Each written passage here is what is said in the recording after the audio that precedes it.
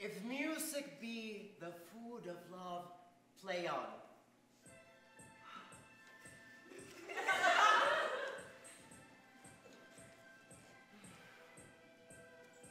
Give me excess of it, that surfeiting the appetite may sicken and so die.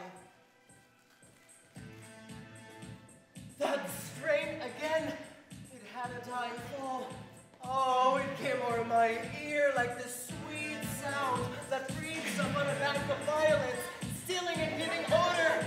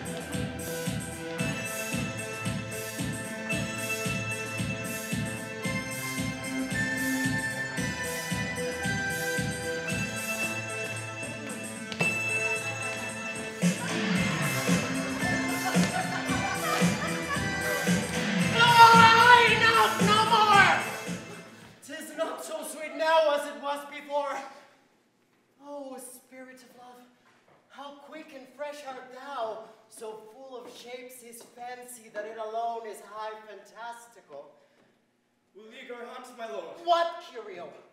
The heart. Why, so I do, the noblest that I have. Oh, when mine eyes did see Olivia first, methought she purged the air of pestilence. That instant was I turned into a hart, and my desires like fell and cruel hounds ere since pursue me. How now? What news from her? So please, my lord, I might not be admitted, but from her handmaid to return this answer. The element itself, till 7 years' heat, shall not behold her face at ample view. But, like a cloister, she will veiled walk, and water once a day her chamber round, with eye-offending bride. All this to season a brother's dead love, that she will keep fresh and lasting in her sad remembrance. Oh, she that hath a heart of that fine frame, to pay this debt of love but to a brother, how will she love when the rich golden shaft hath killed a flock of all affections else that live in her? Away before me to sweet beds of flowers. Love thoughts lie rich when canopied with bowers.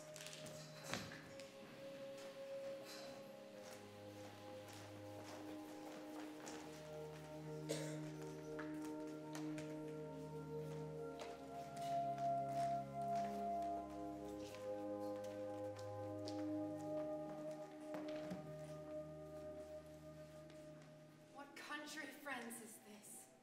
This is Illyria, lady. And what should I do in Illyria? My brother, he is in Elysium. Perchance he is not lost. It is perchance that you yourself were saved. Oh, my poor brother. And so perchance may he be. True, madam, and to comfort you with chance, assure yourself, after our ship did split, I saw your brother bind himself to a strong mast, so long as I could see. For saying so, there's gold. Mine own escape unfoldeth to my hope the like of him. Know'st thou this country? Aye, madam. Well, for I was bred and born not 3 hours' travel from this very place. Who governs here? A noble duke, in nature as in name. What is his name? Orsino. Orsino. I have heard my father name him. He was a bachelor then. And so is now, or was so very late, for but a month ago I went from hence. And then, 'twas fresh in murmur that he did seek the love of fair Olivia. What's she? A virtuous maid, the daughter of a count that died some 12 months since. Her brother had also died, for whose dear love, they say, she hath abjured the sight and company of men. Oh, that I served that lady, and might not be delivered to the world till I had made mine own occasion mellow what my estate is. That were hard to compass, because she will admit no kind of suit. No, not the Duke's. There is a fair behavior in thee, Captain. I pray thee, and I'll pay thee bounteously. Conceal me what I am, and be my aid for such disguise as haply shall become the form of my intent. I'll serve this duke. Thou shalt present me as an eunuch to him. It may be worth thy pains, for I can sing, and speak to him in many sorts of music that will allow me very worth his service. What else may hap? To time I will commit. Only shake thou thy silence to my wit. Be you his eunuch, and your mute I'll be, when my tongue blabs and let mine eyes not see. I thank thee. Lead me on.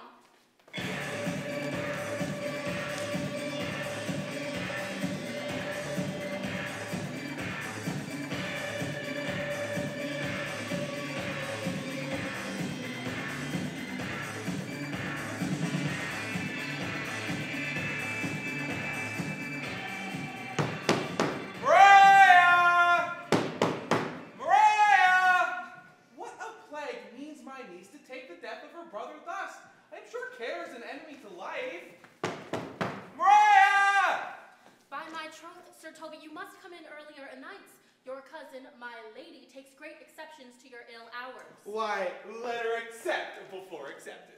Aye, but you must confine yourself within the modest limits of order. Confine? I'll confine myself no finer than I am. These clothes be good enough to drink in, and so be these boots too. If they be not, let them hang themselves by their own straps. That quaffing and drinking will undo you. I heard my lady talk of it yesterday. And of a foolish knight you brought in one night here to be her wooer. Who, sir? Andrew Aguecheek? Aye, he. Why, he's as tall as any man in Illyria. What's that to the purpose? Why, he has 3,000 ducats a year. Aye, but he'll have but a year in all these ducats. He's a very fool and a prodigal. Why, that you say so. He plays of the Viola gamboys and speaks 3 or 4 languages, word for word, without book, and hath all the good gifts of nature. He hath indeed, almost natural.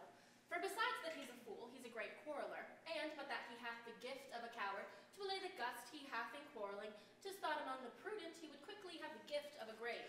By this hand, there are scoundrels and subtractors that say so of him. Who are they? They that add, moreover, he's drunk nightly in your company. With drinking healths to my niece, I'll drink to her as long as there's a passage in my throat and drink in Illyria. He's a coward and a coistrel that will not drink to my niece till his brains turn up the toe like a parish top. Sir Thomas Belch? What wench? Castilian? Tiliano Volco, for here comes Sir Andrew Agu-Face. Sir Toby Belch? Sir Toby Belch! How now, Sir Toby Belch? Oh, sweet Sir Andrew. Bless you, fair shrew. And you too, sir. Accost, Sir Andrew, accost. What's that? My niece's chambermaid. Ah, good Mistress Accost, I desire better acquaintance. My name is Mary, sir. Good Mistress Mary Accost. You mistake, knight. Accost is front her, board her, woo her, assail her. By my troth, I would not undertake her in this company. Is that the meaning of Accost? Fare you well, gentlemen. And thou that part so, Sir Andrew, thou mightst never draw sword again. And you part so, mistress, I would I might never draw sword again. Fair lady, do you think you have fools in hand? Sir, I have not you by the hand. Marry what you shall have, and here's my hand. And now, sir, thought is free. I pray you, bring your hand to the buttery bar and let it drink. Wherefore, sweetheart? What's your metaphor? It's dry, sir. Why, I think so. I'm not such an ass, but I can keep my hand dry. But what's your jest? A dry jest, sir. Are you full of them? Aye, sir. I have them at my fingers' ends. Mary, now I let go your hand and I am barren. Oh, knight, thou lacks a cup of canary. When did I see thee so put down? Never in your life, I think, unless you see canary put me down. Methinks sometimes I have no more wit than a Christian or an ordinary man has. But I am a great eater of beef, and I believe that does harm to my wit. No question. And I thought that I forswear it. All right, home tomorrow, Sir Toby. Pourquoi, dear knight? What is pourquoi? Do? Or not do? Oh, would I bestowed that time in the tongues that I have in fencing, dancing, and bear baiting? Oh, had I but followed the arts. Then thou hast an excellent head of hair. Why was that amended, my hair? A past question, for thou seest it will not curl by nature. But it becomes me well enough, does it not? Excellent, it hangs like flax on a distaff, and I hope to see a hussif take thee between her legs and spin it off. Faithful home tomorrow, Sir Toby.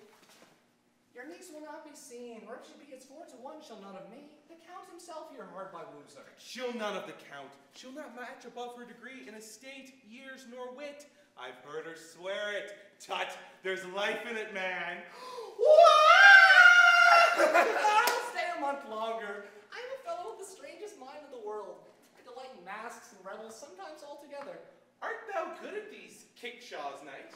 As good as any man in Illyria, under the degree of my betters, and yet I will not compare with an old man.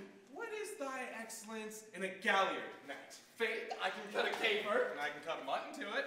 And I think I have the back trick simply as strong as any man in Illyria. Wherefore are these things hid? Wherefore these gifts a curtain before them? Why dost thou not go to church in a galliard and come home in a coranto? My very walk should be a jig. I would not so much as make water, but in a syncopace. What dost thou mean? Is it a world to hide virtues in? I did think by the excellent constitution of thy leg that it was formed under the star of a galliard. Aye, 'tis strong, and doesn't differ well in flame-colored stock. Shall we set about some revels? What shall we do else? Let me see thee caper. Ha! Higher!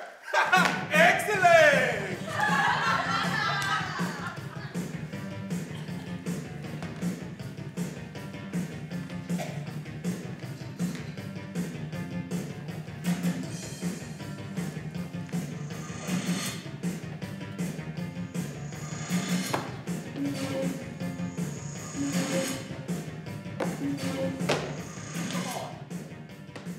Cesario! If the Duke continues these favors towards you, you're likely to be much advanced. Here, I've known you but 3 days, and already you are no stranger. You either fear his humor or my negligence, that you call in question the continuance of his love. Is he inconstant, sirs, in his favors? No! Believe me! You bastard! I thank you. Here comes the Count. Orsino! Who saw Cesario home? On your attendance, my lord, here. Send you a well aloof. Cesario, thou knowest no less but all. I have unclasped to thee the book even of my secret soul. Therefore, good youth, address thy gate unto her. Be not denied access. Stand at her doors and tell them there thy fixed foot shall grow till thou have audience. Sure, my noble lord, if she be so abandoned to her sorrow as it is spoke, she never will admit me. Be clamorous and leave all civil bounds rather than make a profit of return. Say I do speak with her, my lord. What then? Oh, then unfold the passion of my love. Surprise her with discourse of my dear faith. She will attend it better in thy youth than these messengers of grave aspect. I think not so, my lord. Dear lad, believe it, for they shall yet belie thy happy ears that say thou art a man. Diana's lip is not more smooth than Rubius. Thy small pipe is as a maiden's organ, shrill and sound, and all is semblative a woman's heart. I know thy constellation is right apt for this affair. The both of you, attend him, for I myself am best when least in company. Cesario, prosper well in this, and thou shalt live as freely as thy lord to call his fortune's time. I'll do my best to woo your lady. Yet a barful strife. Where I woo, myself would be his wife.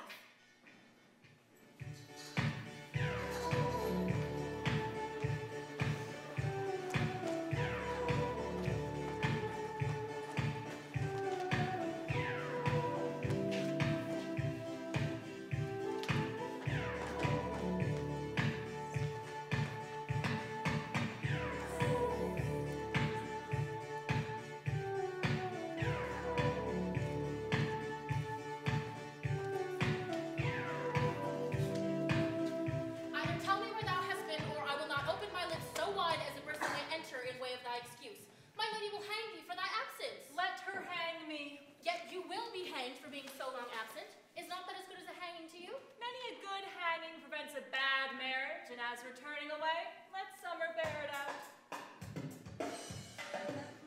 You are resolute then. Not so neither, but I am resolved on 2 points. That if one break, the other will hold, or if both break, your gaskins fall. Act in good faith, very act, well go thy way. If Sir Toby were to leave drinking, thou wert as witty a piece of Eve's flesh as any in Illyria. Peace, you wrote, no more of that. Here comes my lady, make your excuse wisely, you were best. Wit and be thy will, put me into good fooling. Those wits that think they have thee do very oft prove fools, and I think I lack thee may pass for a wise man. For what says Quinapolus? Better witty fool than a foolish wit. God bless thee, lady. Take the fool away. Do you not hear? Take away the lady. Go to your dry fool. I'll know more of you. Besides, you grow dishonest. Bid the dishonest man mend himself. If he mend, he is no longer dishonest. If he cannot, let the botcher mend him. Anything that's mended is but patched. Virtue that transgresses is but patched with sin, and sin that amends is but patched with virtue. If that this simple syllogism were served, so, if not, what remedy? As there is no true cuckold but calamity, so beauty's a flower. The lady bade take away the fool, therefore I say again, take her away! I bade them take away you. Misprision in the highest degree. Good Madonna, give me leave to prove you a fool. Can you do it? Dexterously, good Madonna. Make your proof. I must catechize you for it. Good my nose of virtue. Answer me! Get off! Well, for want of other idleness, I'll bide your proof. Good Madonna. Why mourn'st thou? Good fool for my brother's death. I think his soul is in hell, Madonna. I know his soul is in heaven, fool. The more fool, Madonna, to mourn for your brother's soul being in heaven. Take away the fool. What think of you this fool, Malvolio? Doth he not mend? Yes, and shall do till the pangs of death shake her. Infirmity that decays the wise doth ever make the better fool. God send you, sir, a speedy infirmity for the better increasing your folly. Sir Toby will be sworn that I am no fox, but he will not pass his word for tuppence that you are no fool. How say you to that, Malvolio? I marvel your ladyship takes delight in such a barren rascal. I saw her put down the other day with an ordinary fool that has no more brain than a stone. Look you, she's out of her guard already. Unless you laugh and minister occasion to her, she is gagged. I protest, I take these wise men that crow so at these set kind of fools, no better than the fool's zanies. Oh, you are sick of self-love, Malvolio, and taste with a distempered appetite. To be generous, guiltless, and a free disposition is to take those things for bird bolts that you deem cannon bullets. There is no slander in a loud fool, though he do nothing but rail, nor no railing at a known discreet man, though he do nothing but reprove. Now Mercury endue thee with leasing, for thou speakst well of fool. Madam, there is at the gate a young gentleman much desires to speak with you. From the Count Orsino, is it? I know not, madam, but 'tis a fair young man and well attended. Who of my people hold him in delay? Sir Toby, madam, your kinsman. Fetch him off, I pray you. He speaks nothing but madman. Fie on him. Go you, Malvolio. If it be a suit from the Count, I am sick, or not at home. What you will to dismiss it. Now you see, fool, how your fooling grows old, and people dislike it. Thou hast spoke for us, Madonna, as if thy eldest son were a fool whose skull Jove cram with brains. For here he comes. One of thy kin has a most weak pianata. By mine honor, half drunk. What is he at the gate, cousin? A gentleman. A gentleman. What gentleman? 'Tis a gentleman here. Ugh, what's the plague on these pickled herrings? How now, sot? Good Sir Toby. Cousin,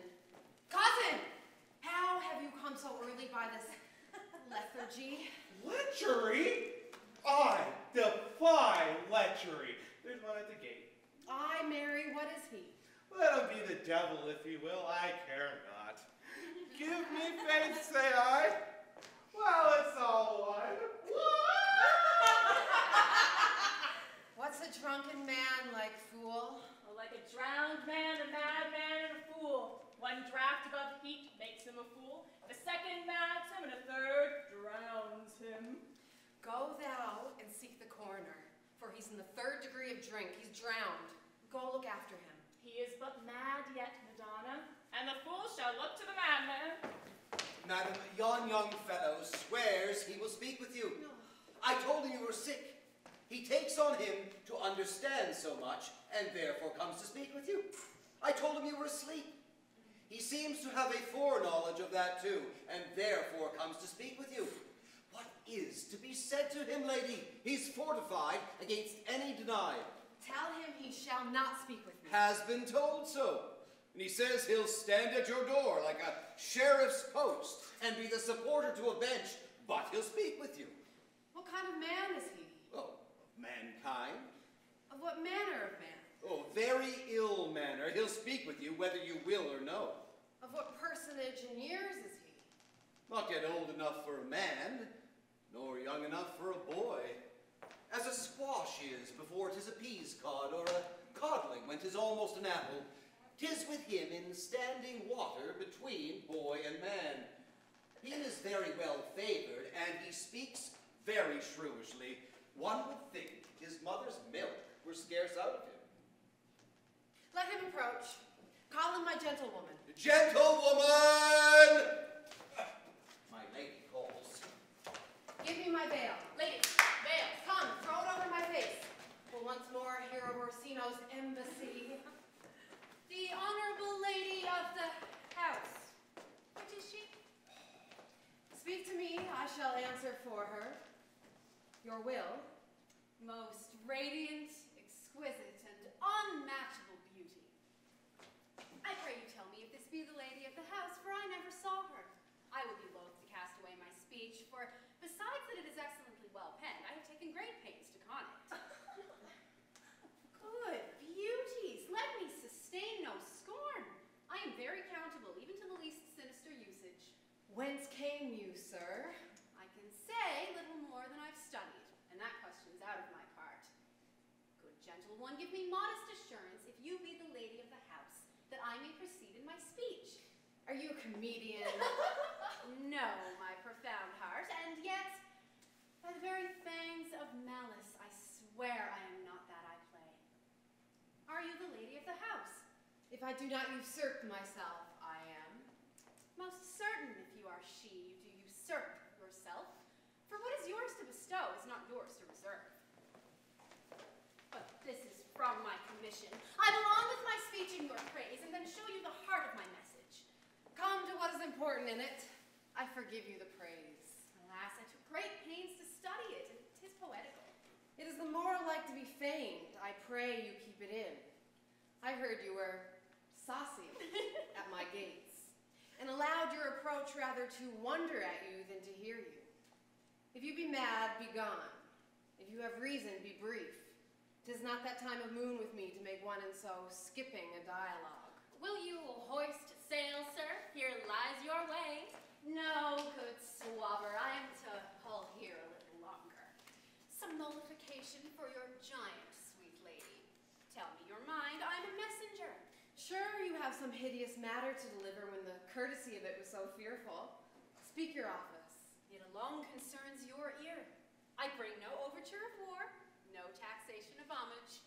I hold the olive in my hand. My words are as full of peace as matter. Yet you began rudely. What are you? What would you? The rudeness that hath appeared in me have I learned from my entertainment. What I am and what I would are as secret as maidenhead. To your ears, divinity. To any others, profanation. Give us the place alone. We will hear this divinity.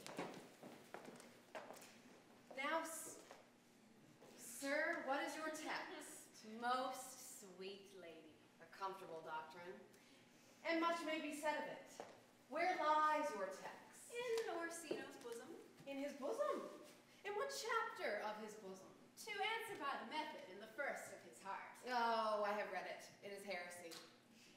more to say.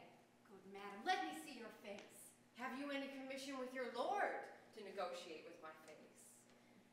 You are now out of your text. But we will draw the curtain and show you the picture. Look you, sir, such a one I was this present. Is it not well done? Excellently done, if God did all. 'Tis ingrained, sir. 'Twill endure wind and weather. 'Tis beauty truly blent, whose red and white nature's own sweet and cunning hand laid on. Lady, you are the cruelest she alive if you will leave these graces to the grave and leave the world no copy. Oh, sir. I will not be so hard-hearted. I will give out divers schedules of my beauty. It shall be inventoried and every particle and utensil labeled to my will as item 2 lips, indifferent red. Item 2 green eyes with lids to them. Item 1 neck, 1 chin, and so forth.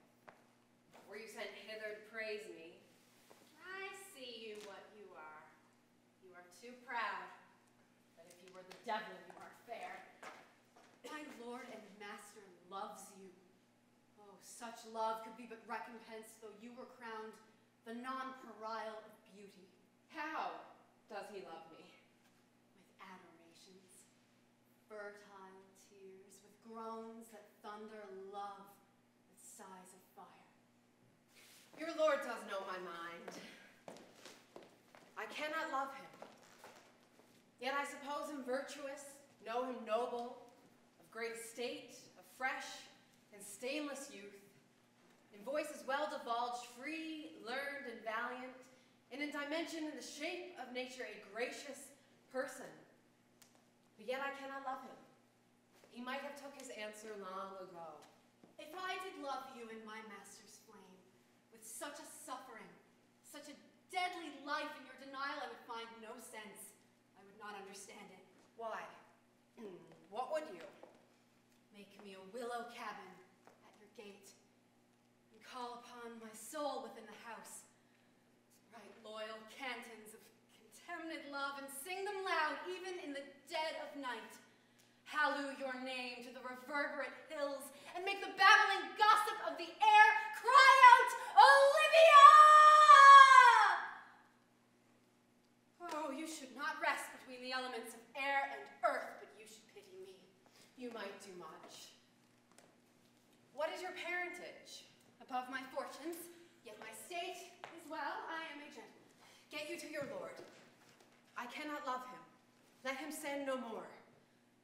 Unless perchance you come to me again to tell me how he takes it.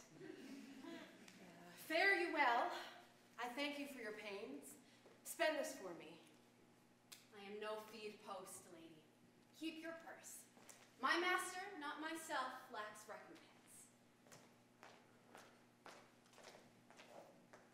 Love make his heart a flint that you shall love, and let your fervor, like my master's, be placed in contempt. Farewell, fair cruelty.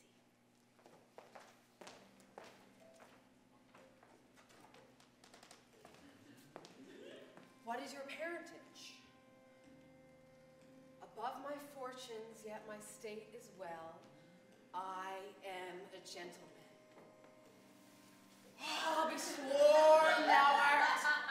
Thy tongue, thy face, thy limbs, actions, and spirit do give thee 5 gold blazon. Not too fast. Soft, soft. Oh, unless the master were the man. How now? Even so quickly may one catch the plague? Methinks I feel this youth's perfections with an invisible and subtle stealth to creep in at mine eyes. Well, let it be. What how, Malvolio? Here, ma'am, at your service.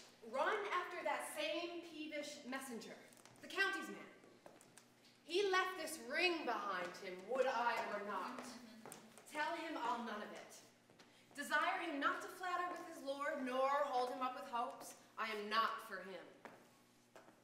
If that the youth will come this way again tomorrow, I'll give him reasons for it. Hie thee, Malvolio. Madam, I will. I know not what, and fear to find mine eye too great a flatterer from my mind. Fate, show thy force. Ourselves we do not owe. What is decreed must be, and be this so.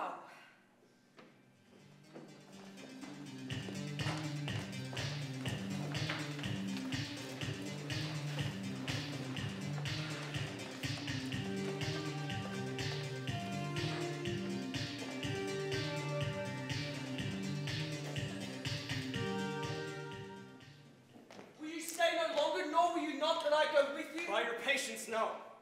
My stars shine darkly over me, and the malignancy of my fate might perhaps distemper yours. Therefore, I shall crave of you your leave, that I may bear my evils alone. It were a bad recompense for your love to lay any of them on you. Let me know whether you will bear. No sooth, sir! My determinate voyage is mere extravagancy. But I perceive in you so excellent a touch of modesty that you would not extort from me what I am willing to keep in. Therefore, it charges me in the manners rather to express myself. You must know of me then, Antonio. My name is Sebastian, which I called Rodrigo. My father was that Sebastian of Misceline, whom I know you referred of. He left behind him myself and a sister, both born in an hour, and would the heavens have been so pleased, would we had so ended. But you, sir, altered that. For some hour before you took me from the breach of the sea, was my sister drowned. Alas, the day. A lady, sir. Though it was said she much resembled me, was of many accounted beautiful. She bore a mind that envy could not but call fair. She is lost already, sir, though I seem to drown her remembrance with tears. Pardon me, sir, your bad entertainment. Oh, good Antonio, forgive me your trouble. If you will not murder me for my love, let me be your servant. Fare you well at once. My bosom is so full of kindness, and I am yet so near the manners of my mother, that upon the least occasion more mine eyes will tell tales of me. I am bound to the Count Orsino's court. Farewell. The gentleness of all gods go with thee. I have many enemies in Orsino's court, else I would shortly see thee there. But come what may, I do adore thee so. And danger shall seem sport, and I shall go.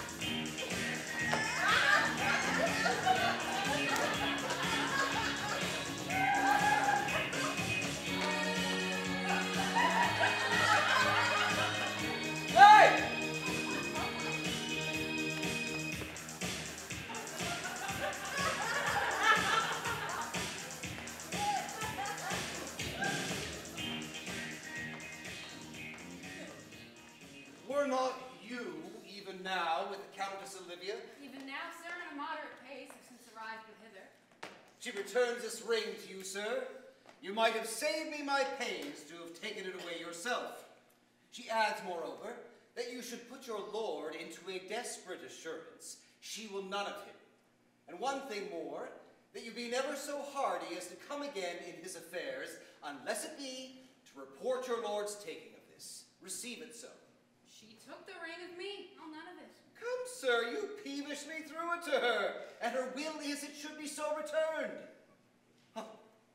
If it be worth stooping for, there it lies in your eye. If not, be it his that finds it.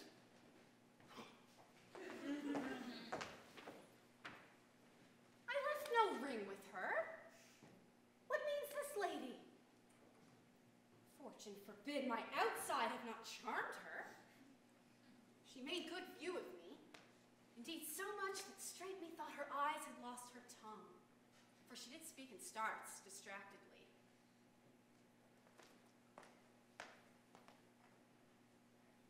loves me, sure. The cunning of her passion invites me in this churlish messenger. None of my lord's ring? Why, he sent her none. I am the man. If it be so, as 'tis, poor lady, she were better love a dream. Disguise, I see thou art a wickedness wherein the pregnant enemy does much. How easy is it for the proper false in women's waxen hearts to set their forms? Alas, our frailty is the cause, not we. For such as we are made of, such we be. How will this fetch? My master loves her dearly, and I, poor monster, fond as much on him, and she, mistaken, seems to dote on me. What will become of this? As I am man, my state is desperate for my master's love. As I am woman, now, alas the day, what thriftless sighs shall poor Olivia breathe. Oh, time, thou must untangle this, not I. It is too hard a knot for me to untie.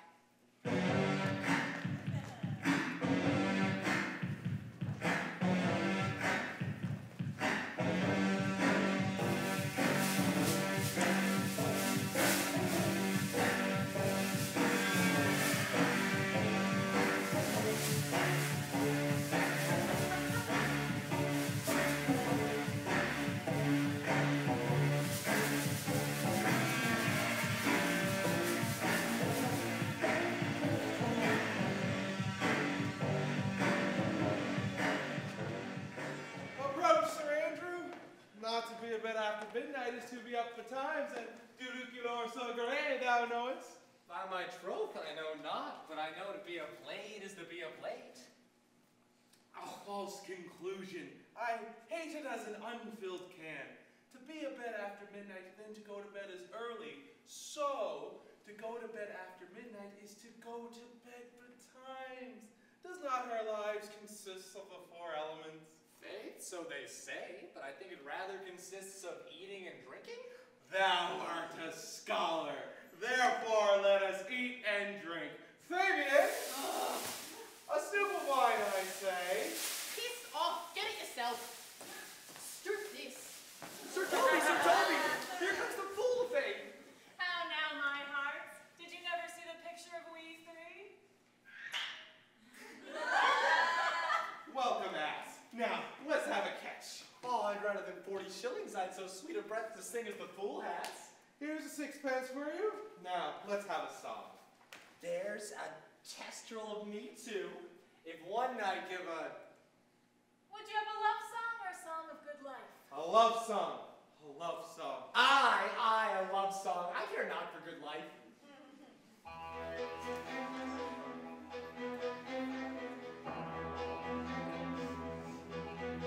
Oh, mistress mine, where are you roaming? Oh, stay here, your true love's coming. That can sing both high and low, trick no further, pretty sweeting, journeys and lovers meeting. Every voice and some doth know. Excellent debate. Good.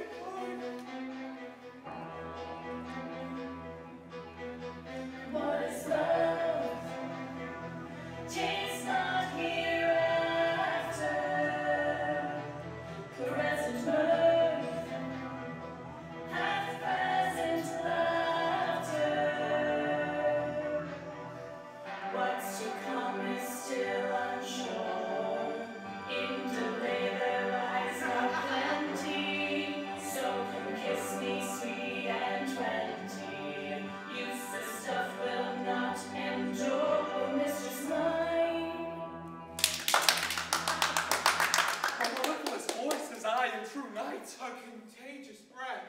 Very sweet and contagious of faith. To hear by the nose is dulcet and contagion. But shall we make the welkin dance indeed? Oh, yeah! Shall we rise the night owl in a catch that will draw 3 souls in 1 weaver?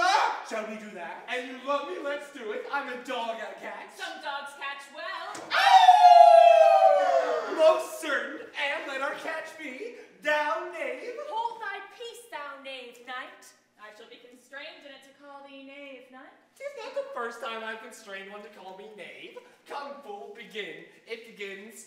Hold thy peace. I shall never begin if I hold my peace. Excellent, come, begin. Hold thy peace, hold thy peace. Hold thy peace, hold thy peace. Hold that peace, hold that peace. Thou knave, thou knave. Hold that peace, hold that peace. What do you keep here? If my lady had not called up her steward Malvolio and bid him turn you out of doors, never trust me. Oh, my ladies a Cathayan, we are politicians. Malvolio's a pegoranzi, and 3 merry men be we. Am I not consanguineous? Am I not of her blood? Tilly Valley lady, there dwelt a man in Babylon. Lady, lady. Beshrew me, the knight's an admirable fooling. He does well enough if he be disposed to, and so do I too. He does it with better grace, but I do it more natural. On the 12th day of December, boom, boom, boom. On the 12th day of December, boom, boom, boom. On the 12th day of December! On the 12th day of December! On the 12th day of My masters, are you mad? Or what are you? Have you no wit, manners, nor honesty, but to gabble like tinkers at this time of night? Do ye make an alehouse of my lady's house, that you squeak out your cosier's catches without any mitigation or remorse of voice? Is there no respect of place, persons, and time in you? We did keep time, sir, in our catches. Snack up. Oh! Sir Toby, I must be round with you.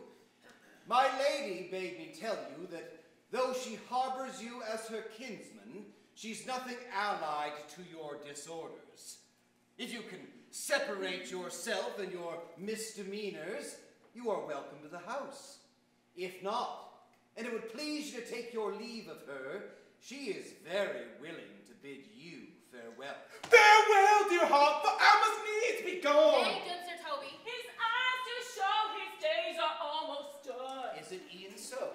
But I will never die. Sir Toby, there you lie. Much credit to you. Shall I bid him go? What then if you do? Shall I bid him go and spare not? No, you dare not. Out of tune, sir, ye lie. Art thou any more than a steward? Dost thou think because thou art virtuous thou shalt be no more cakes and ale? Yes, by Saint Anne, ginger shall be hot in the mouth too. Ooh. Thou art in the right. Go, sir, rub your chain with crumbs. A scoop of wine, Mariah. Mistress Mary, if you prize my lady's favor at anything more than contempt, you would not give means for this uncivil rule. She shall know of it by this hand. Now go shake your ears. 'Tis as good a deed to drink when a man's a hungry as to challenge him to the field and then break promise with him and make a fool of him. I'll write thee a challenge, or deliver thy indignation by word of mouth. Sweet Sir Toby, be patient for tonight. Since the youth of the council is today with my lady, she is much out of quiet. For Monsieur Malvolio, let me alone with him. If I do not gull him into a nayward, and make him a common recreation, do not think I have wit enough to lie straight in my bed. I know I can do it. Possess us, tell us something of him. Marry, sir, sometimes he is a kind of Puritan. Oh, if I thought that, I'd beat him like a dog. What, for being a Puritan? Thy exquisite reason, dear knight. I have no exquisite reason, but I have reason good enough. The devil a Puritan that he is, or anything so constant but a time pleaser, an affectioned ass, so crammed as he thinks with excellencies, that it is in his grounds of faith that all that look on him love him. And on that vice in him will my revenge find notable cause to work. What wilt thou do? I will drop in his way some obscure epistles of love, wherein he shall find himself most feelingly personated. I can write very much like my lady your niece. On a forgotten matter, we can hardly make distinction of our hands. Excellent. I smell a device. I have it in my notes too. He will think by the letters that thou wilt drop that the letters are from my niece, and she's in love with him. My purpose is indeed a horse of that color. And your horse now will make an ass of him. Ass, I doubt not. Oh, it will be admirable. Dream on the event, and for this night to bed, farewell. Good night, Pendisalam. Before me, she's a good wench. She's a beagle, purebred, and one that adores me. What of that? I was adored once too. Come, I'll go burn some sap. 'Tis too late to go to bed now. Come, night, come, night.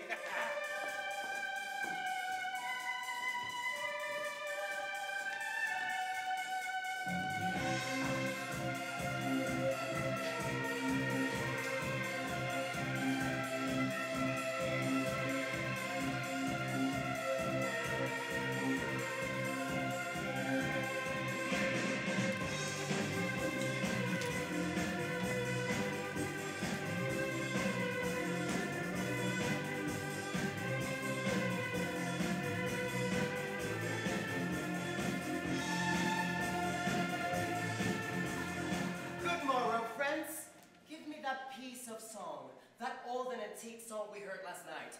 Methought it did relieve my passion much, more than light airs and recollected terms of this most brisk and giddy pace at times. Come, but one verse. She is not here, so please your lordship that should sing it. Who was it? Feste, the jester, my lord. A fool that the Lady Olivia's father took much delight. She's about the house. Seek her out and play the tune the while. Come hither, boy. If ever thou shalt love, in the sweet pangs of it remember me, for such as I am, all true lovers are, unstead and skittish in all motions else, save in the constant image of the creature that is beloved. How dost thou like this tune? It gives a very echo to the seat where love is thrown. Thou dost speak masterly. My life upon it. Young though thou art, thine eye hath stayed upon some favor that it loves.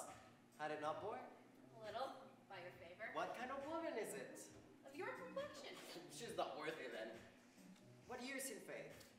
About your years, my lord. Oh, too old, by heaven. Let still the woman take an elder than herself, so wear she to him, so sway she level in her husband's heart. Poor boy. However we do praise ourselves, our fancies are more giddy and unfirm, more longing, wavering, sooner lust and worn than women's are. I think it well, my lord. Then let thy love be younger than thyself, or thy affection cannot hold the vent. For women are as roses, whose fair flower being once displayed, doth fall that very hour. So they are. Alas, if they are so, to die even when they to perfection grow. My lord. Oh, fool, come, the song we had last night. Mark it, Cesario. It is all them plain. The spinsters and the knitters in the sun do use to chant it. It is silly sooth, and dallies with the innocence of love like the old age. Are you ready, sir? I prithee, sing.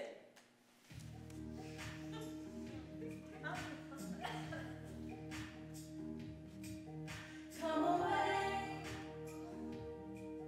come away, death, and incense I praise, let me be laid. Fly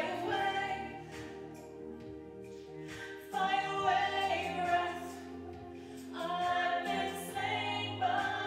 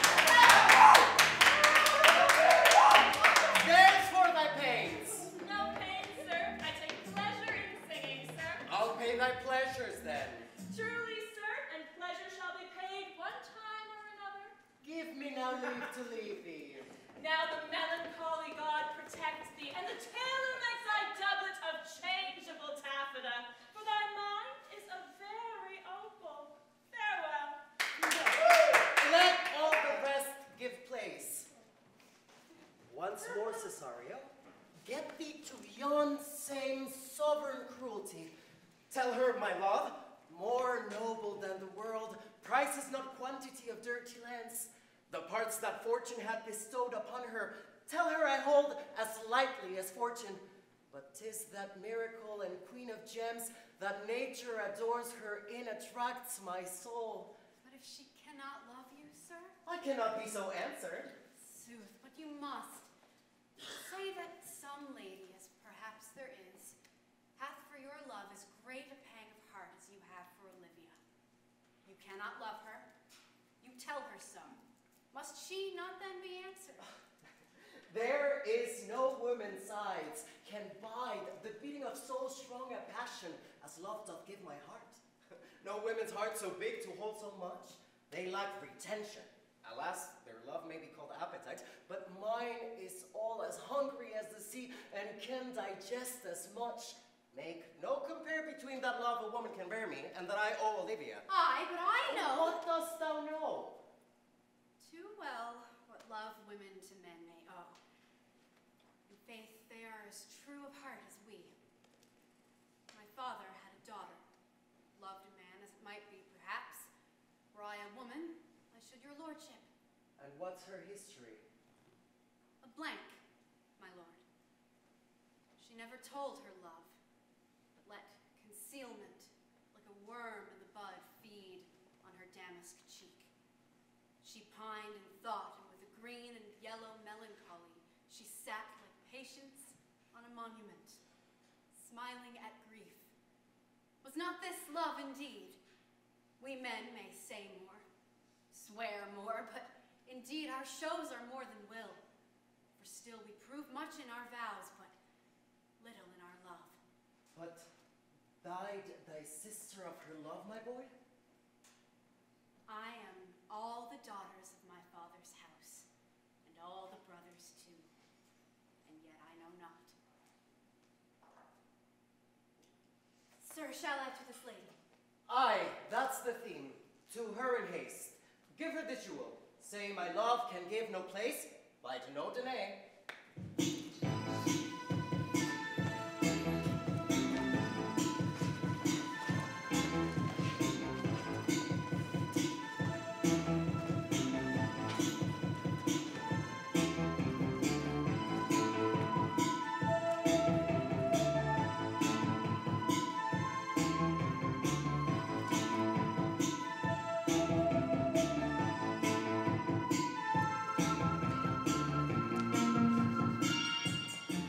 Come thy way, Signor Fabian. Nay, I'll come. If I lose scruple of this sport, let me be boiled to death with melancholy. Wouldst thou not be glad to have the errantly, rascally sheep fighter come by some notable shade? I would exult, man. You know he brought me out of favor with my lady about bear baiting here. To anger him, we'll have the bear again, and we'll fool him black and blue. Shall we not, Sir Andrew? If we do not, it is pity on our lives. Here comes the little villain. Get ye all three into the box tree. Malvolio's coming down this walk. He has been yonder in the sun practicing behavior to his own shadow this half hour. Observe him for the love of mockery, for I know this letter will make a contemplative idiot of him. Close in the name of jesting. Lie thou there, for here comes the trap that must be caught with tickling. Oh, 'tis but fortune. All is fortune. Maria once told me she did affect me. And I have heard herself come thus near that should she fancy, it should be one of my complexion. Besides, she uses me with a more exalted respect than anyone else that follows her. What should I think of it? Ooh. Light it, so be the rogue. Peace, I say. To be Count Malvolio. Ah, rogue. Pistol him, peace. There is example for it. The lady of the straight gate married the yeoman of the wardrobe. Fire on him, Jezebel. Peace! Now he's deeply in. Look how imagination blows him. Having been 3 months married to her, sitting in my state. Oh, for a stone to hit him in the eye. Calling my officers about me in my branched velvet gown. Having come from the daybed where I have left Olivia sleeping. Fire and brimstone! Peace, peace. And then to have the humor of state, and after a demure travel of regard, telling them I know my place as I would they should do theirs, to ask for my kinsman Toby. Fire and brimstone, Bunty Jackals! 7 of my people with an obedient start make out for him. I frown the while and perchance wind up my watch or play with my some rich jewel. Toby approaches, curtsies there to me. Shall this fellow live? I extend my hand to him thus, quenching my familiar smile with an austere regard of control. Does not Toby take you a blow of the lips, then? Saying, Cousin Toby, my fortunes having cast me on your niece, give me this prerogative of speech. What? What? You must amend your drunkenness. Nay, patience, or we break the sinews of our plot. Besides, you waste the treasure of your time with a foolish knight. That's me, I warn you. One Sir Andrew. I knew 'twas I, for many do call me fool.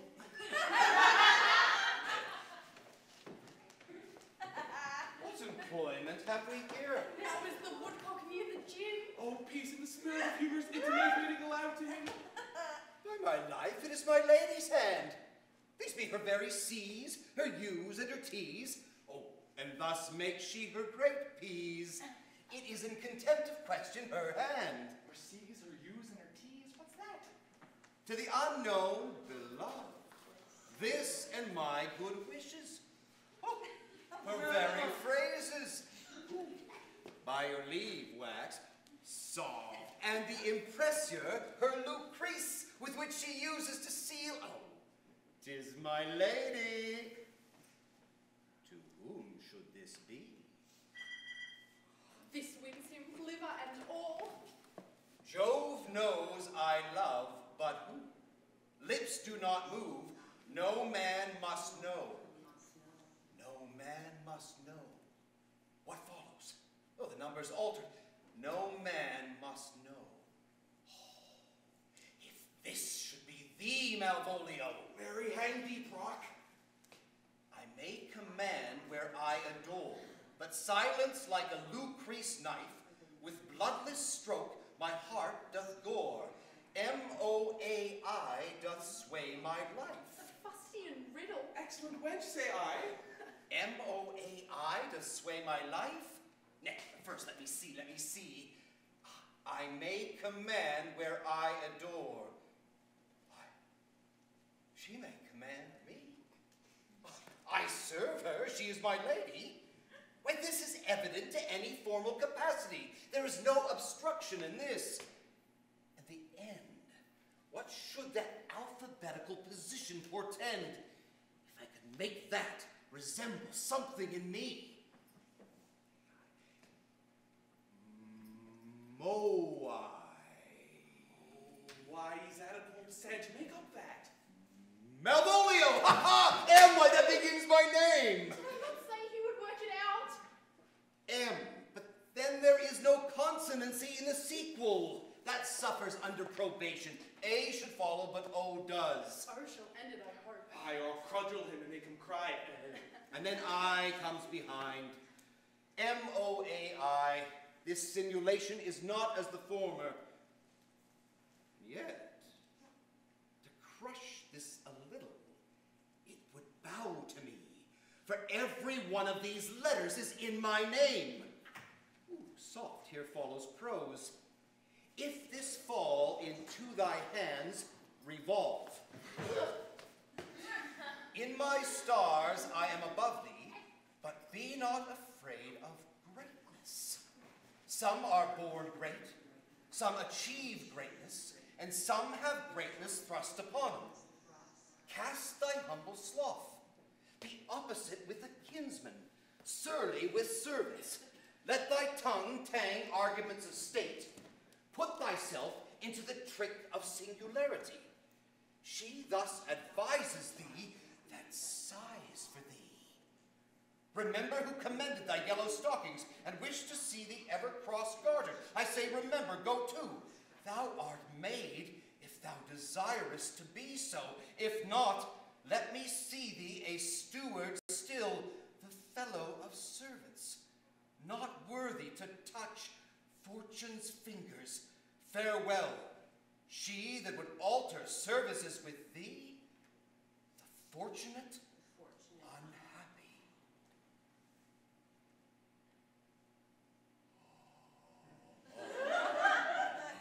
Ho, ho, ho, ho, ho.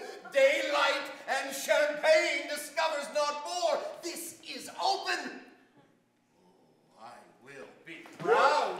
I will read politic authors. I will baffle Sir Toby. I will wash off gross acquaintance. I will be point device, the very man.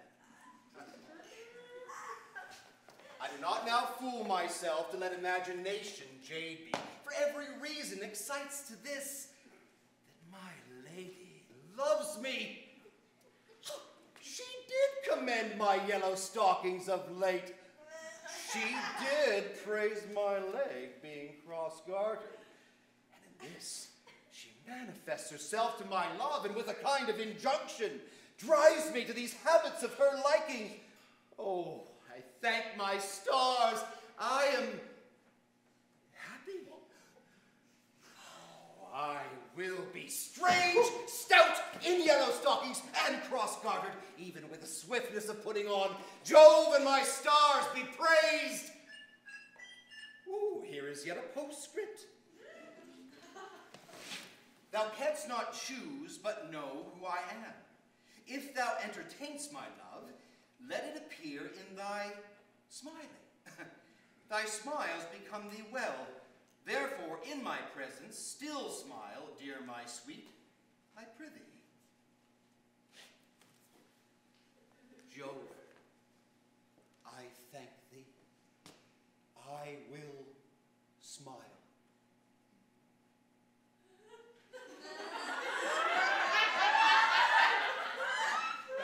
I will do everything that thou wilt have me. Ha ha! I will not give my part in this sport for a pension of thousands. I could marry this wench for this device, so can I too, and ask no other dowry from her but just another chest. No, I neither. Here comes my noble gull catcher. Maria, Maria, Maria. Wilt thou set foot on my neck? The faith or mine either. Shall I become thy bond slave? The faith or I either? Nay, but say true, does it work upon him? Like aqua vitae with a midwife. If you will then see the fruits of the sport, mark his first approach before my lady. He will come to her in yellow stockings, and as a color she abhors, and cross-gartered, and as a fashion she detests. And he will smile upon her, which will now be so unsuitable to her disposition, being addicted to melancholy as she is, that it cannot but turn him into a notable contempt. If you will see it, follow me. To the gates of Tartar, thou most excellent devil of wit! I'll make one too!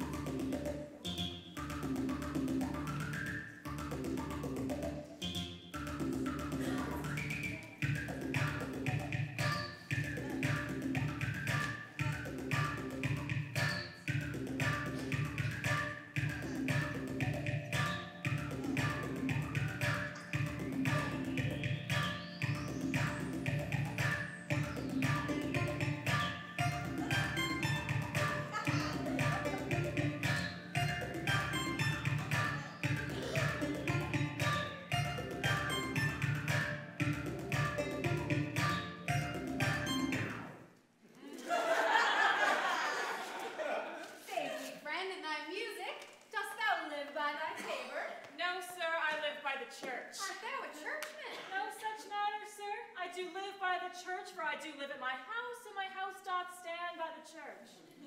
So thou mayst say the king lies by a beggar, if a beggar dwell near him. Or the church stands by thy tabor, if thy tabor stand by the church. You have said, sir, to see this age. A sentence is but a kid glove to a good wit. How quickly the wrong side may be turned outward. Art not thou the Lady Olivia's fool? No, indeed, sir. The Lady Olivia has no folly. She will keep no fool, sir, till she be married. I am indeed not her fool, but her corrupter of words. I saw thee late at the Count Orsino's. Foolery does walk about the orb like a sun. It shines everywhere. I would be mistaken, sir, but the fool should be as oft with your master as with my mistress. I think I saw your wisdom there. Nay, and thou pass upon me, I'll no more with thee. Hold. There's expenses for thee. Now Jove and his next commodity of hair send thee a beard. By my troth, I'll tell thee I am almost sick for one, though I would not have it grow on my chin. Is thy lady within? Would not a pair of these have bread, sir? I understand you, ma'am. 'Tis well baked. My lady is within, sir. I will conster to them whence you come. This fellow is wise enough to play the fool. Save you, gentlemen! And you, sir? Et vous garde, monsieur. Et vous aussi, votre serviteur. And I hope, sir, you are, and I am yours. Will you encounter the house? My niece's desires you should enter if your trade be to her. I am bound to your niece, sir. I mean, she is the list of my voyage. Taste your legs, sir. Put them to motion. My legs do better understand me, sir, than I understand what you mean by bidding me taste my legs. I mean to go, sir, to enter. I will answer you with gate and entrance. But we are prevented. Most excellent, accomplished lady, the heavens rain odors on you. This youth's a rare courtier. Rain odors. Well, My matter hath no voice, lady, but to your own most pregnant and vouchsafed ear. odors, pregnant, and vouchsafed. I'll get them all three already. Let the garden door be shut. And leave me to my hearing. Up we go, boys. Hey, don't you know who I am? Give me your hand, sir. My duty, madam, and most humble service. What is your name? Cesario is your servant's name, fair princess. Your servant to the Count Orsino. And he is yours, and his must needs be yours. Your servant's servant is your servant, madam. For him, I think not on him. For his thoughts, would they were blanks rather than filled with me. Madam, I come to whet your gentle thoughts on his behalf. By your leave, I pray you. I bade you never speak of him again. But would you undertake another suit? I had rather hear you to solicit that than music from the spheres. Dear lady. Give me leave, beseech you. I did send after the last enchantment you did hear, a ring in chase of you. So did I abuse myself, my servants, and I fear me you, to force that on you in a shameful cunning which you knew none of yours. What might you think? Let me hear you speak. I pity you. That's a degree to love. No! Not a step, for 'tis a vulgar proof that very oft we pity enemies. Why then, methinks 'tis time to smile again. The clock upbraids me with the waste of time. Fear not, good youth, I will not have you. And yet, when wit and youth is come to harvest, your wife is alike to reap a proper man.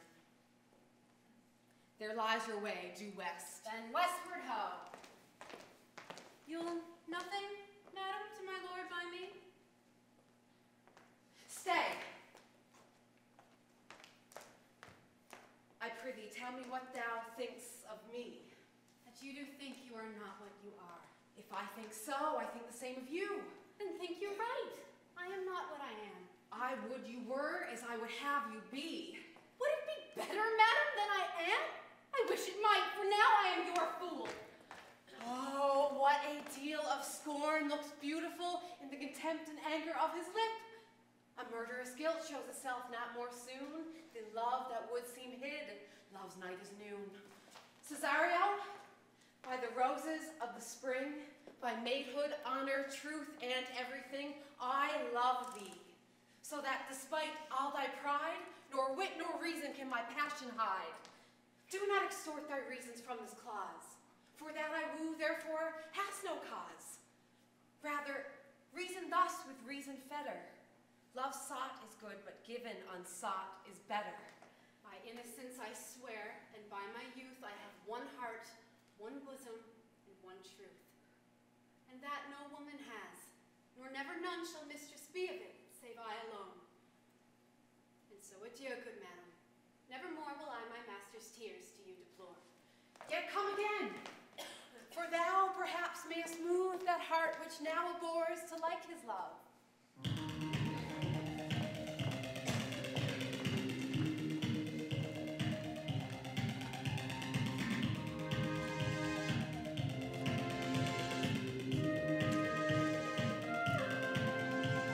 No, Faith, I'll not stay a jot longer. Thy reason, dear Venom, give thy reason. You must needs yield your reason, Sir Andrew.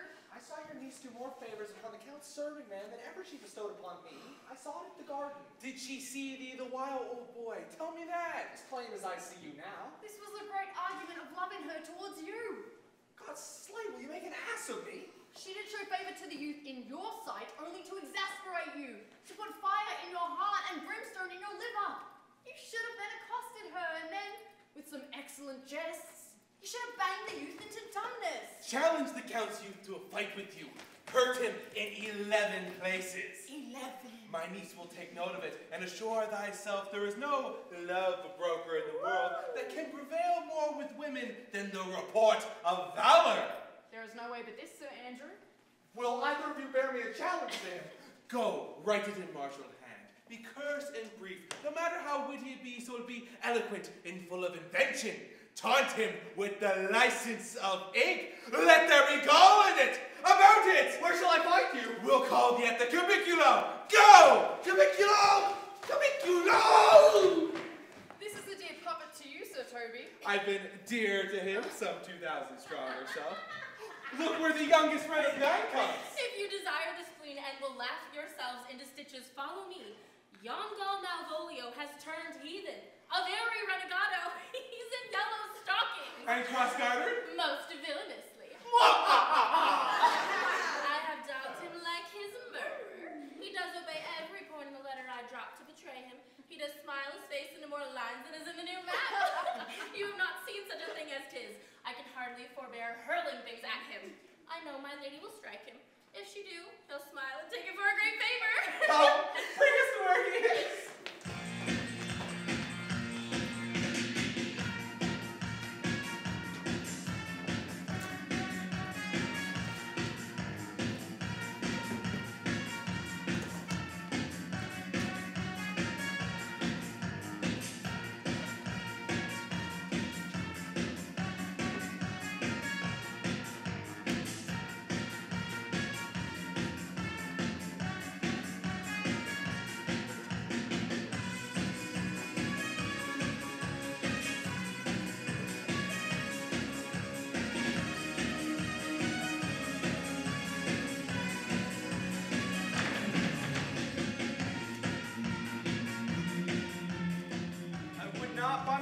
troubled you, but since you make your pleasures of your pains, I will no further chide you. I could not stay behind you. My desire more sharp than fire than steel did spur me forth, and not all love, but concern for what might befall you. Being skillless in these parts, which to a stranger unguided and unfriended, often prove rough and unhospitable. My willing love, put forward by arguments of fear, set me forth in your pursuit. My kind Antonia, I can no other answer make but thanks, and thanks again.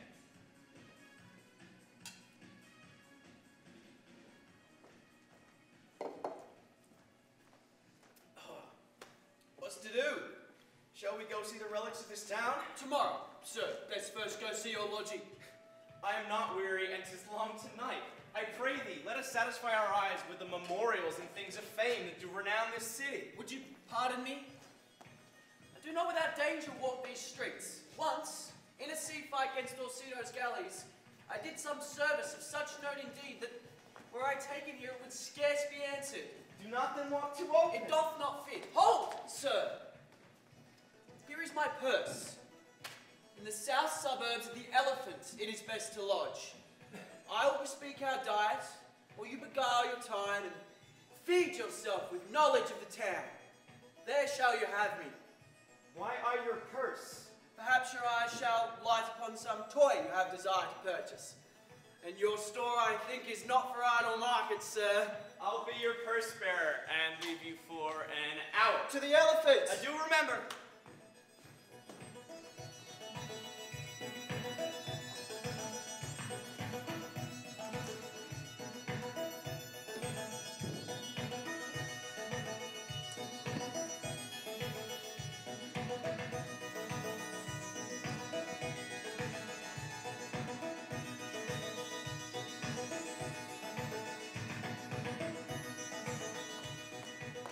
Sent after him. He says he'll come. What shall I feast him? What bestow of him? For youth is bought more often than begged or borrowed. I speak too loud. Where is Malvolio? He is sad and civil and suits well for a servant with my fortune. Where is Malvolio? I don't know. He's coming, madam, but in very strange manner. He is sure possessed, madam. Why? What's the matter? Does he rave? No, madam, he does nothing but smile. Your ladyship were best to have some guard about you if he come, for sure the man is tainted in his wits. Go, call him hither. I am as mad as he. If sad and merry madness equal be. What ho, Malvolio! Sweet lady. Ho, ho. Smilest thou? I sent for thee upon a sad occasion. Sad lady, I could be sad. This does make some obstruction in the blood, this cross garden. But what of that? If it please the eye of one, it is with me as the true sonnet is, please one and please all. Why, how dost thou, man? What is the matter with thee? Not black in my mind, though yellow in my legs. If it come to his hands, and command shall be executed, I think we do know the sweet Roman hand. Wilt thou go to bed, Malvolio? To bed? Aye, sweethearted, I'll come to thee. I comfort thee. Why dost thou smile so and kiss thy hands so? How do you, Malvolio? Why appear you with this ridiculous boldness before my lady? Be not afraid of greatness. 'Twas well lit. What meanest by that, Malvolio? Some are born great.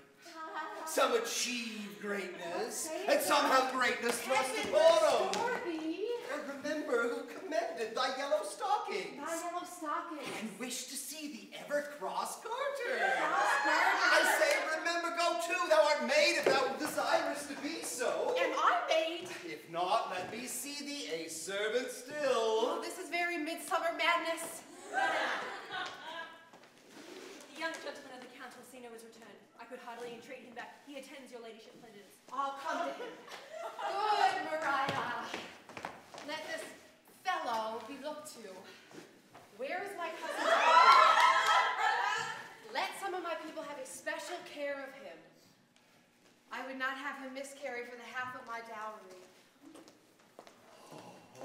Oh, do you come near me now? No worse man than Sir Toby to look to me.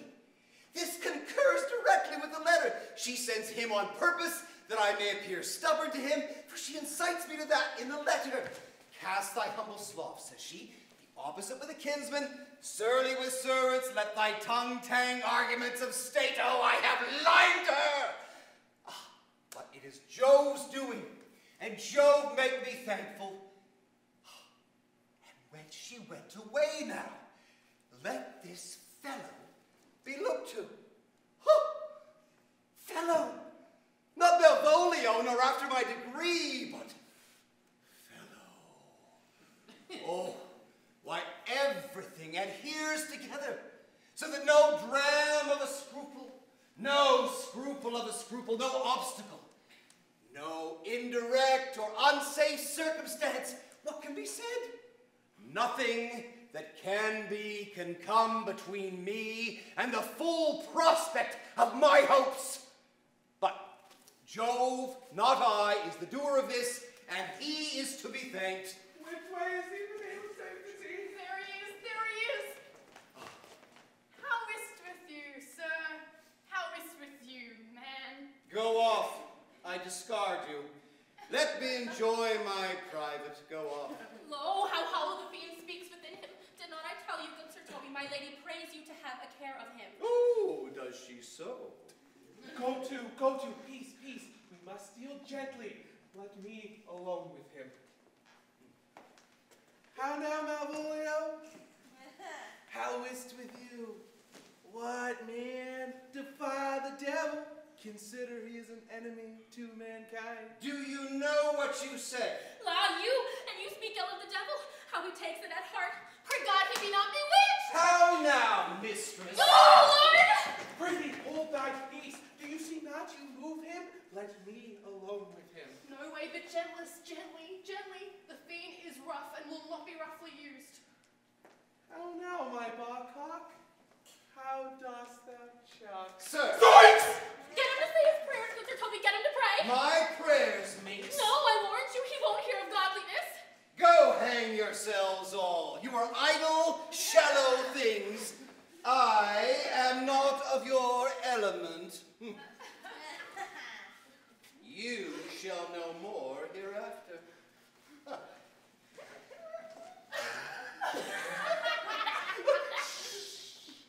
Is it possible?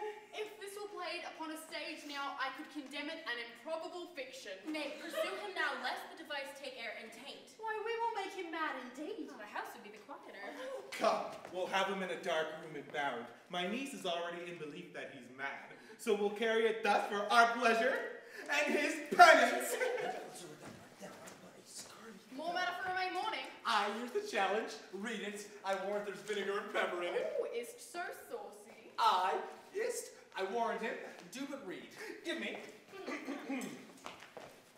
Youth, whatsoever thou art but a scurvy fellow. Good and valiant. Wonder not, nor admire not, in thy mind why I do call thee so, for I will show thee no reason for it. A good note that keeps you from the blow of the law. Thou comest to the lady Olivia, and in my sight she uses thee kindly. But thou liest in thy throat, that is not the matter I challenge thee for. Very brief and to exceeding good sense. Less.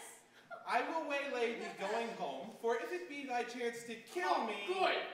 Thou killedst me like a rogue and a villain. Still, you keep on the windy side of the law. Good. Fare thee well, and God have mercy upon one of our souls. He may have mercy upon mine, but my hope is better, and so look to thyself. Thy friend is thou usest him, and thy sworn enemy, Andrew Aguchi. If this letter move him not, his legs cannot. I'll give it to him.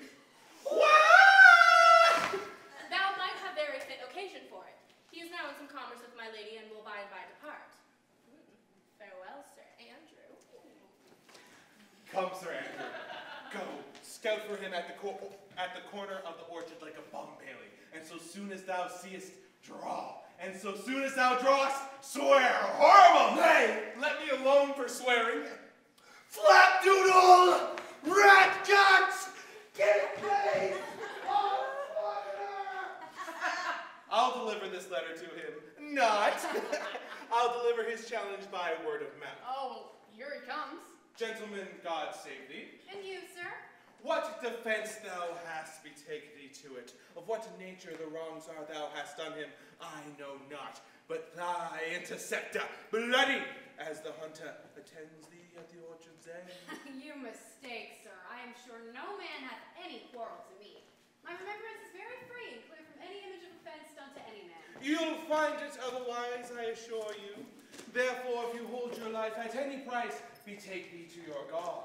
For your opposite hath in him what youth, strength, skill, and wrath can furnish man withal. I pray you, sir, what is he? He is a knight, youth, and a devil in a private brawl. Souls and bodies hath he divorced three.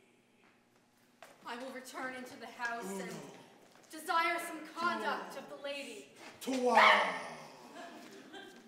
I am no fighter. I beseech you, do me this courteous office as to know of the knight what my offense to him is.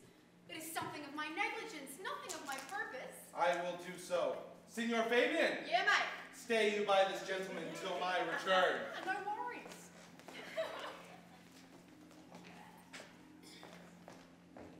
Pray you, do you know of this matter? I know the knight is incensed against you, even to a mortal arbitrament, but nothing of the circumstance more. I beseech you, what manner of man is he? He is indeed, sir, the most skillful, bloody, and fatal opposite you could have possibly found in any part of Illyria. Will you walk towards him? I'll make your peace with him if I can. I shall be much bound to you for it. I am one that had rather go with Sir Priest than Sir Knight. I mean, he's the very devil. I have not seen such a virago. They say he's been a venture to the Sophie. Fox on it, I'll meddle with him. Aye, but he will not now be pacified. Fabian can scarce hold him yonder. Do not! Let him let the matter slip, and I'll give him my horse, Grey Capulet. I'll make the motion. Stand here. Make a good show on it. I have his horse to take up the quarrel. I persuaded him to use the devil. He is as horribly conceited of him. There is no remedy, sir. You'll have one bout with you for oath's sake. Pray God defend me. A little thing would make me tell them how much I lack of a man. Give ground if you see him furious. Come, Sir Andrew.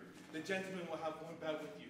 But he has promised me, as he is a gentleman and a soldier, that he will not hurt you. Come on. To it! I do assure you 'tis against my will.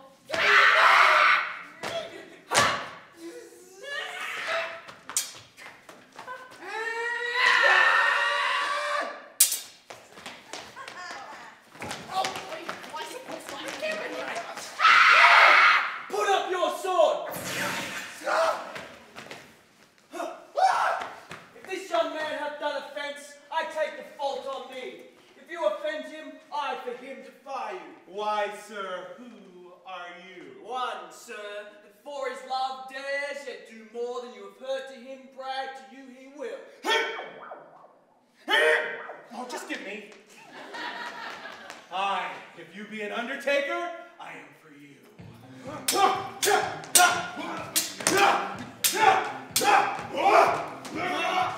I'll save you, Sir Tuppy!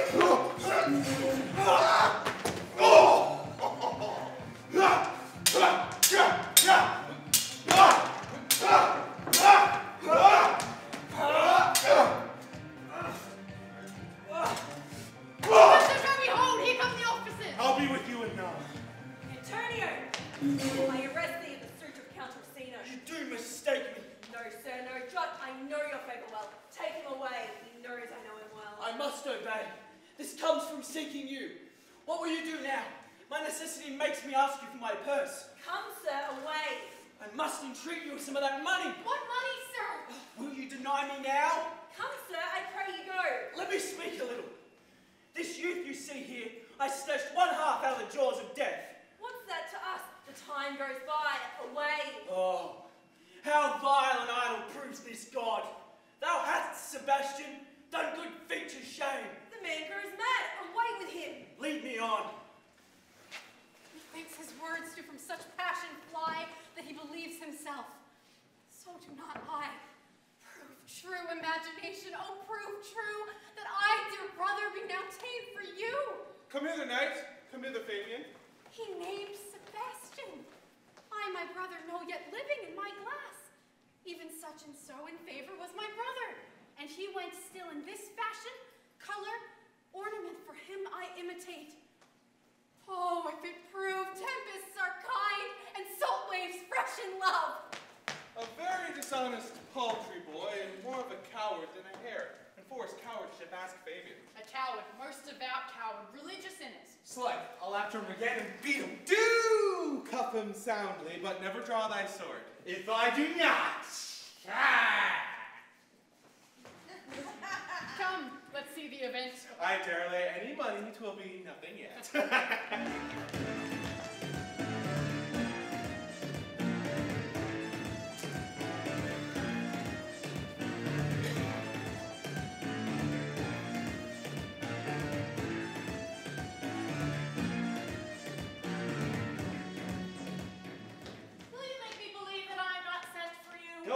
Go to, thou art a foolish woman.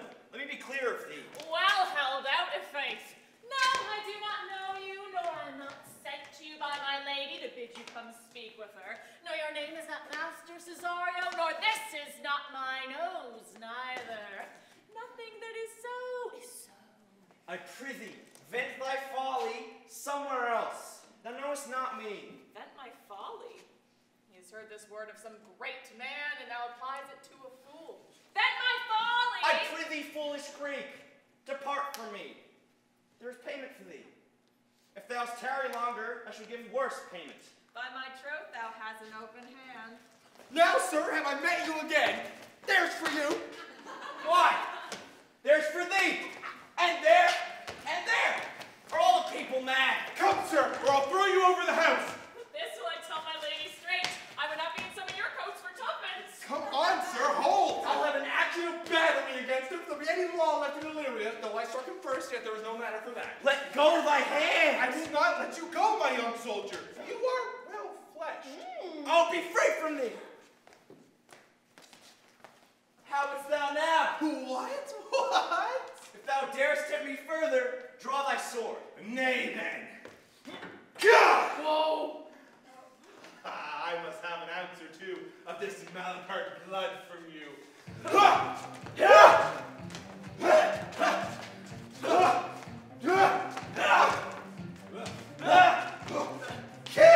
Prepare to meet thy maker! Hold! Toby, on thy life I charge thee hold. Madam! Will it ever be thus? Ungracious wretch, fit for the mountains and the barbarous caves where manners were never preached. Out of my sight. Be not offended, dear Cesario. Brute, be begone!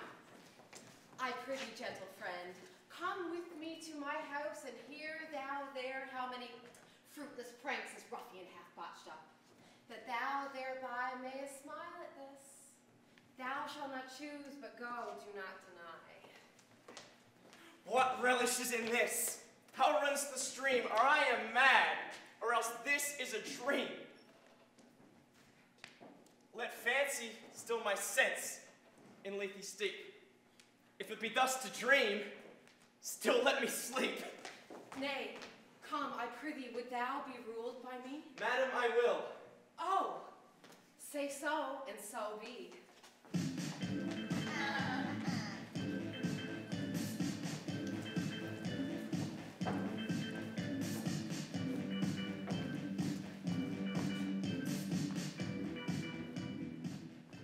Nay, I prithee, put on this beard and this gown. They can believe thou art Sir Topaz the curate. Do it quickly. Well, I'll put it on and I will dissemble myself in it, and I would I were the first that ever dissembled in such a gown. Well said, Master Parson. Buenos dias, Sir Toby, for as the old hermit of Prague said, what is that but that, and is but is. To him, Sir Topaz. What ho, I said, peace in this prison. Who calls there? Sir Topaz, the curate who comes to visit Malvolio the lunatic. Sir Topaz? Sir Topaz, good Sir Topaz, go to my lady. Out, hyperbolical fiend, to bestow nothing but of ladies. Well said, Master Parson. Sir Topaz, never was man thus wronged. Good Sir Topaz, do not think I am mad. They have laid me here in hideous darkness. Fie, thou dishonest Satan, sayest thou that house is dark? Oh, as hell, Sir Topaz. Why, it hath bathing nose transparent as barricados. You're not mad, Sir Topaz. I say this house is dark. Madman thou errest. I his ignorance. I say there was never man thus abused. I am no more mad than you are. Make the trial of it in any constant question. What is the opinion of Pythagoras concerning wildfowl? That the soul of our grandam may haply inhabit a bird? And what thinkst thou of his opinion? I think nobly of the soul, and no way approve his opinion. Fare thee well. Remain now still in darkness. Thou shalt uphold the opinion of Pythagoras ere I will allow of thy wit, and fear to kill a woodcock lest thou dispossess the soul of thy grandam. Fare thee well. Sir Topaz!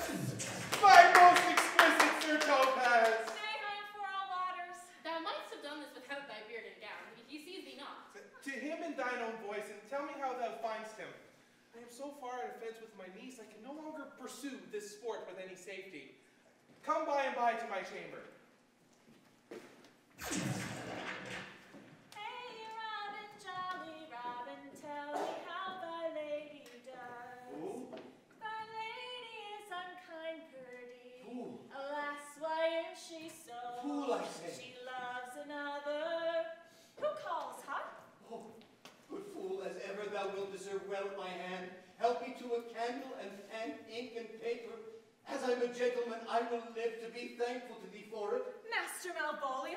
Ay, good fool. Alas, sir, how fell you besides your 5 wits? Fool, there was never man so notoriously abused. I am as well in my wits, fool, as thou art. But as well, then you be mad indeed if you be no better in your wits than a fool. Oh, live here, property me, keep me in darkness, send ministers to me asses, and do all they can to face me out of my wits. Advise you what you say, the minister is here!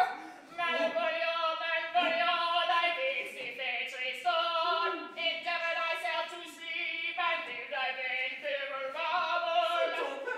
And turn no birds with him, good fellow. Who, I, sir? Not I, sir.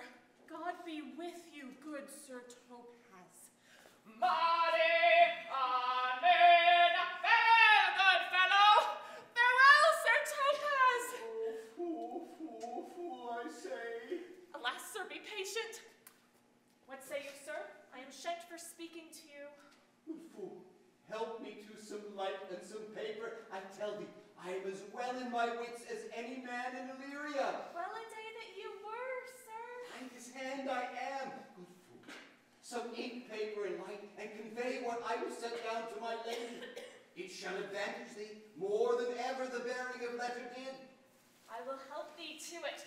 But tell me true, are you mad indeed, or do you but counterfeit? Believe me, I am not. I tell thee true. Nay, I'll ne'er believe a madman till I see his brains. I will fetch you light and paper and ink. Oh, fool, I will requite it in the highest degree. I prithee be gone. I am gone, sir, and anon, sir. I'll be with you again in a trice, like to the old vice. Your need to sustain, who with dagger of laugh in his rage and his wrath cries aha to the devil like a mad lad. Pare thy nails, dad. Adieu, good man devil.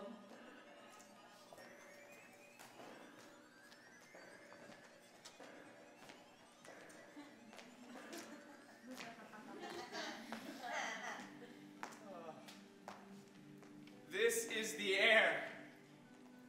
And that is the glorious sun. This pearl she gave me. I do feel it and see it, and though 'tis wonder that enwraps me thus, yet 'tis not madness. Where's Antonio then? His counsel now might do me golden service, for though my soul disputes well with my sense, that this may be some error but no madness, yet doth this accident and flood of fortune so far exceed all instance, all discourse, that I am ready to distrust mine eyes and wrangle with my reason that persuades me to any other trust but that I am mad, or else the lady's mad. Yet, if 'twere so, she could not sway her house, command her followers take and give back affairs, and their dispatch through such a smooth, discreet, and stable bearing as I perceive she does. There's something in it that is deceivable. Is that here? Oh, but here the lady comes. Blame not this haste of mine. If you mean well, now go with me, and with this holy priestess into the chapel by.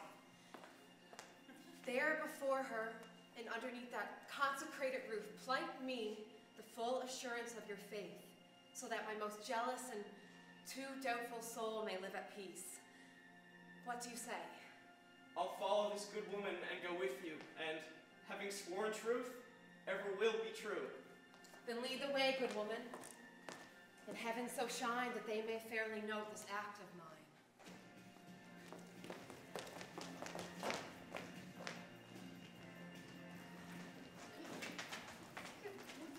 As thou loves me, let me see Malvolio's letter. My gracious Fabian, grant me another request. Anything. Do not desire to see this letter.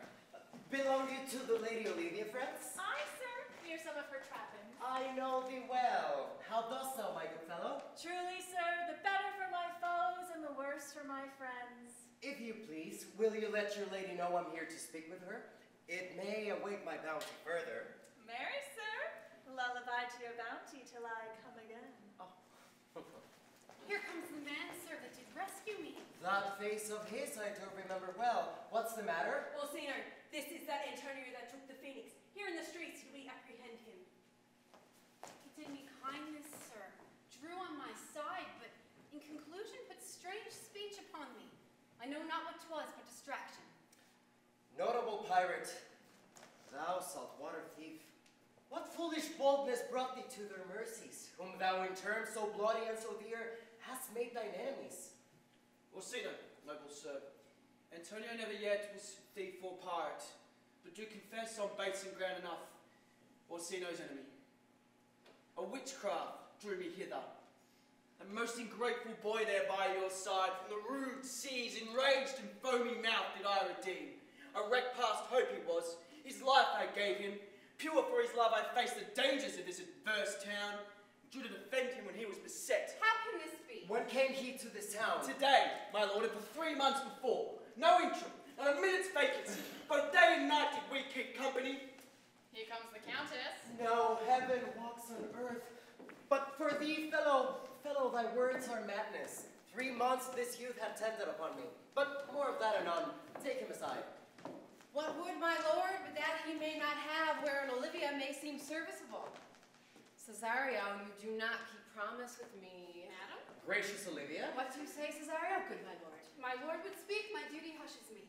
If it ought be to the old tune, my lord, it is as fat and fulsome tune mine ear as howling after music. Still so cruel? Still so constant, lord. What? To perverseness? You, uncivil lady, to whose great and unauspicious altars my soul, the faithfulest offerings, hath breathed out that ere devotion tendered. What shall I do? Even what it please, my lord, that shall become him. Why should I not in savage jealousy kill what I love? But hear me this. Live you the marble-breasted tyrant still, but this your minion, whom I see you love, and whom, by heaven, I swear I tender dearly, him will I tear out of that cruel eye where his it's crowned in his master's spite. And I most jocund act, and willingly to do you rest 1,000 deaths would die. Where goes Cesario?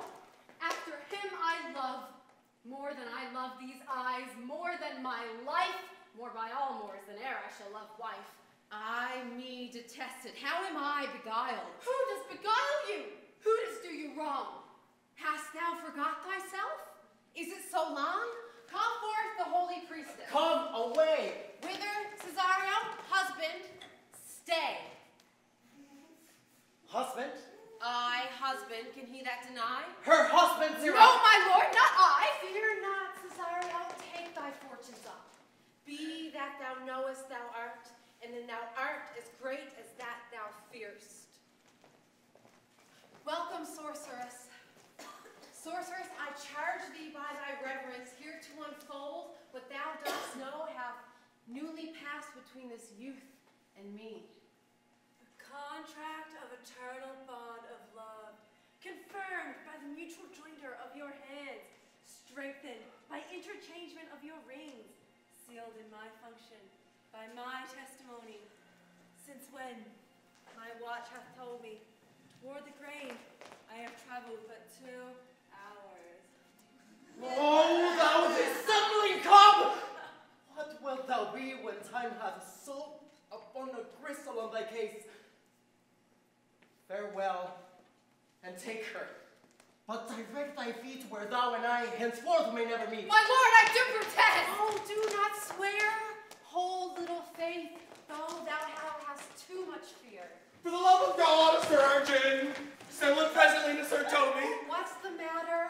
Has broke my head across and has given Sir Toby a bloody coxcomb too. Who has done this, Sir Andrew? The Count's serving man, one Cesario. We thought him a coward, but he's the very devil incarnate. My gentleman Cesario? Oh, it's lifelings, there he is!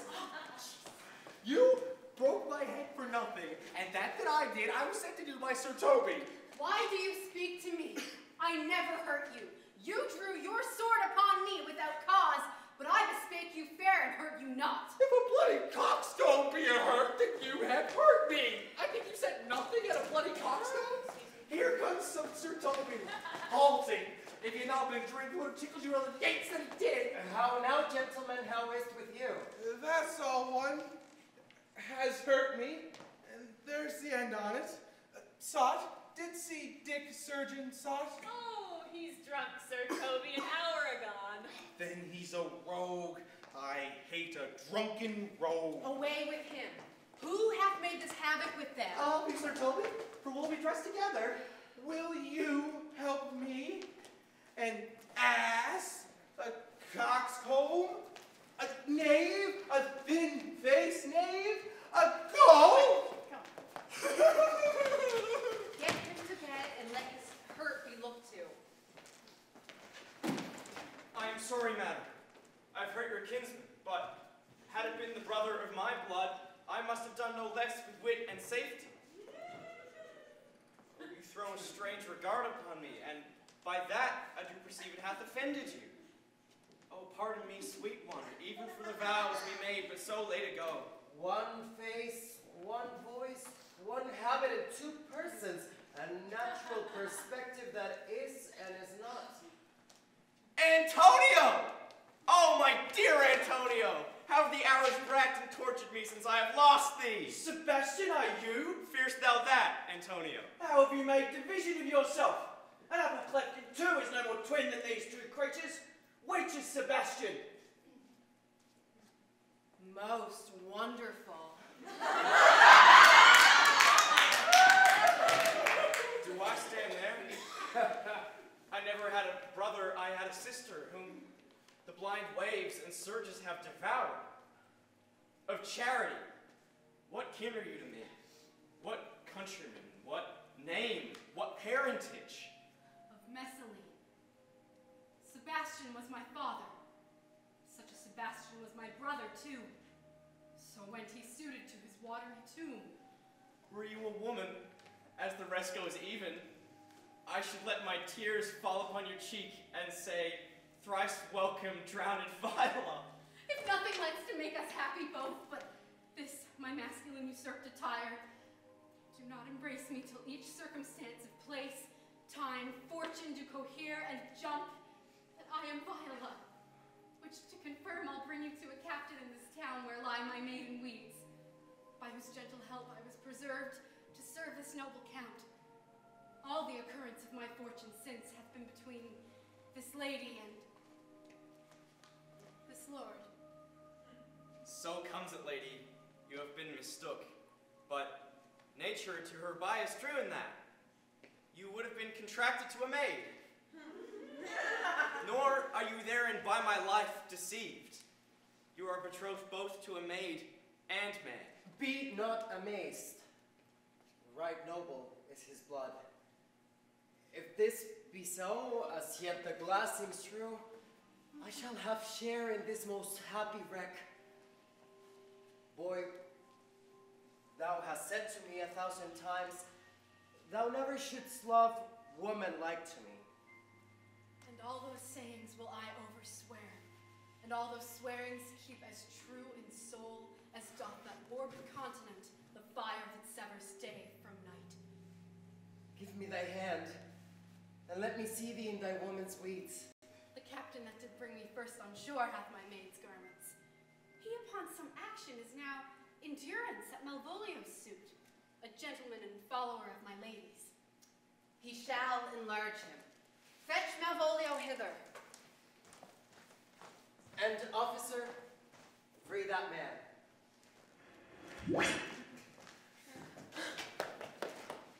Call me. And yet, alas, now I remember me. They say Malvolio is much distract. A most extracting frenzy from mine own.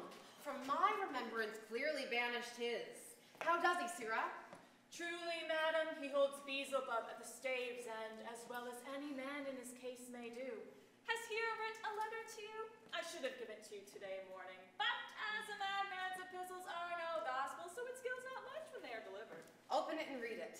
Look then to be well edified when the fool delivers the madman. My lord, madam! How now? Art thou mad? No, madam, I do but read madness. If your ladyship will have it as it ought to be, you must allow vox. Prithee, read it in thy right wits. So I do, Madonna, but to read in his right wits is to read thus. Therefore, perpend my princess and give ear. By the Lord, read it, Sirrah. By the Lord, madam, you wrong me, and the world shall know it.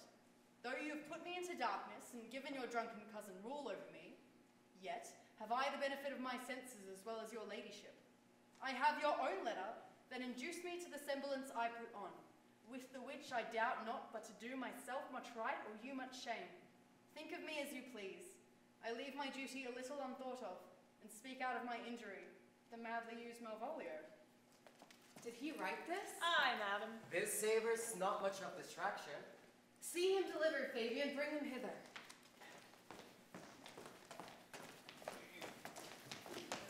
My lord, so please you, these things further thought on, to think me as well a sister as a wife, to one day crown the alliance aunt. So please you, here at my house and at my proper cost. Madam, I am most apt to embrace your offer.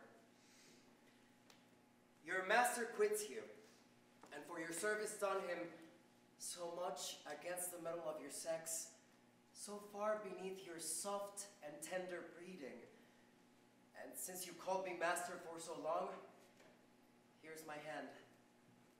You shall from this time be your master's mistress. A sister, you are she. Is this the madman? Aye, my lord, the same. How now, Malvolio? Madam, you have done me wrong.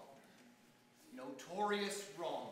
Have I, Malvolio? No. Lady, you have. Pray you peruse that letter. You must not now deny it is your hand, or say it is not your seal, not your invention. You can say none of this. Well, grant it then, and tell me in the modesty of honor why you have given me such clear lights of favor. Bade me come smiling and cross-garter to you, to put on yellow stockings and to frown upon Sir Toby and the lighter people. Acted this in an obedient hope.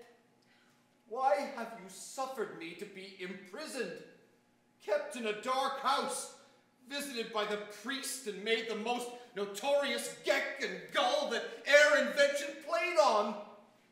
Tell me why. Alas, Malvolio, this is not my writing. Though I must confess, and much like the character, but out of question, 'tis Mariah's hand. And now I do bethink me, it was she first told me thou was mad. Prithee be content.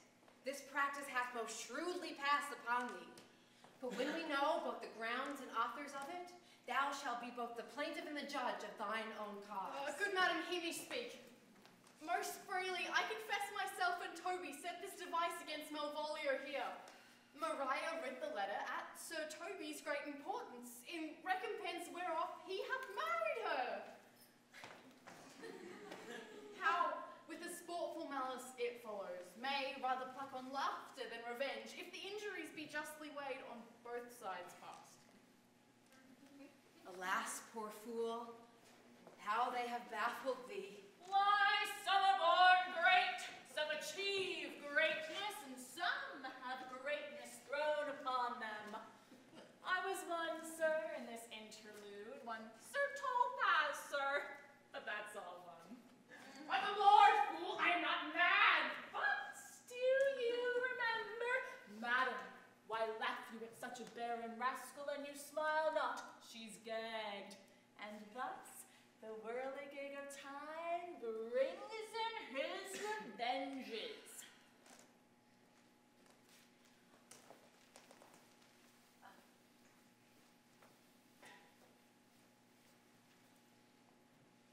I'll be revenged on the whole pack of you.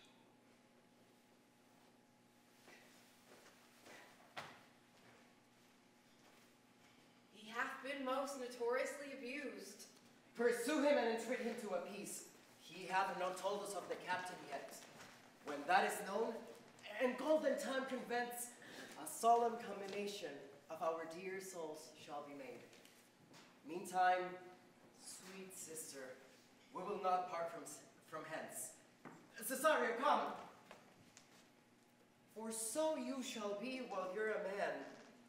But when in other habits you are seen, Orsino's mistress, and his fancy's queen.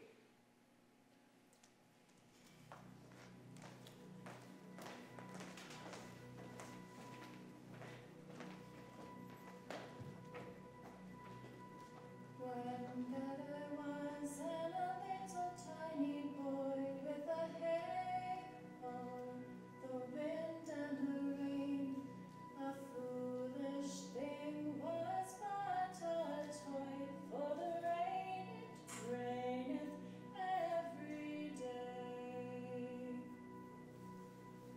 But when I came to man's estate with a halo, the wind and the rain, against knaves and thieves men shut their gate, for the rain it raineth every day.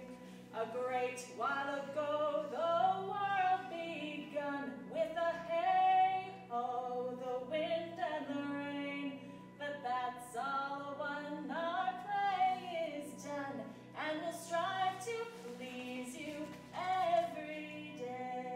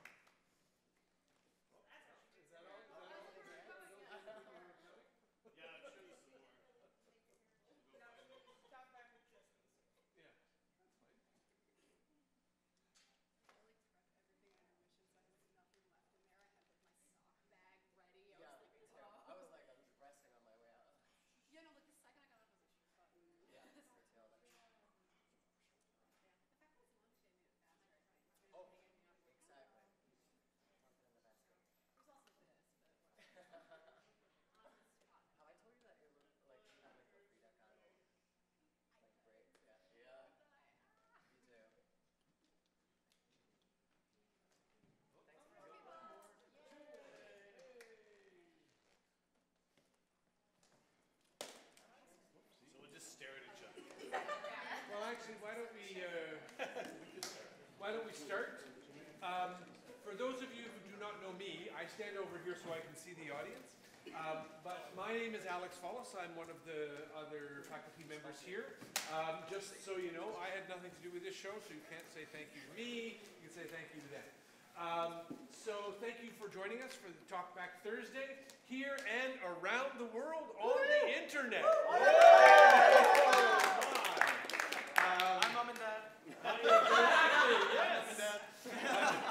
I think that's one of the really great things. Yeah, you can blame me for some of the camera things that didn't show your son. I was for taking it. That's right. That's amazing.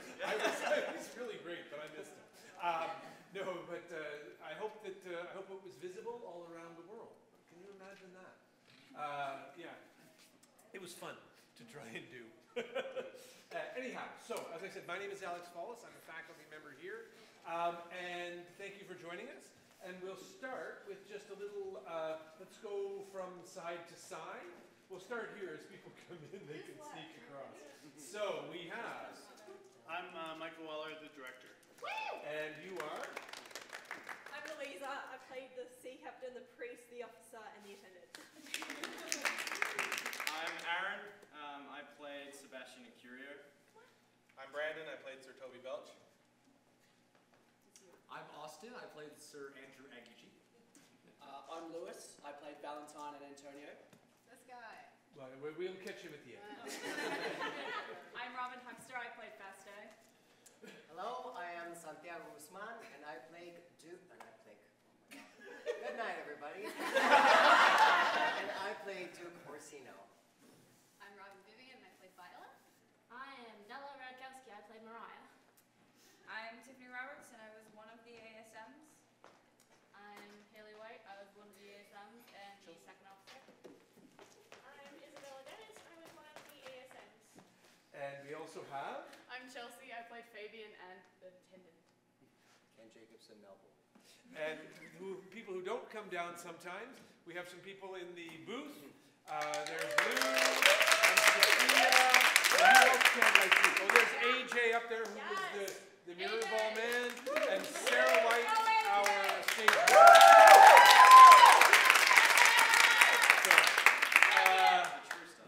As I say, thanks for joining us. Anybody want to start with questions or comments? Any questions or comments to start this thing off? Not all at once. Not all at once, that's right. One of the things about leading a question and answers, you always have to have the first question ready, so I do.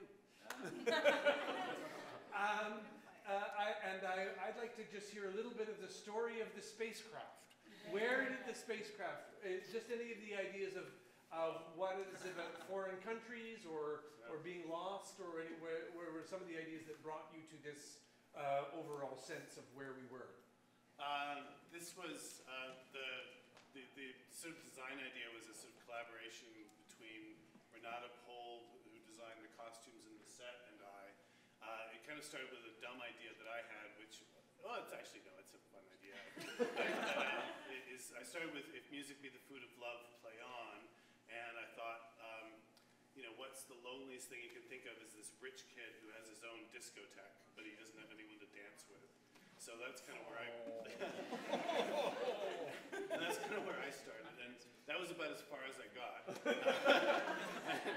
And then Renata and I had a meeting, and I told her, this pitch about the lonely kid with the discotheque, and she said, "That's great. That sounds really fun, but can we set it in space?" And I said, "Yeah, I think that could work."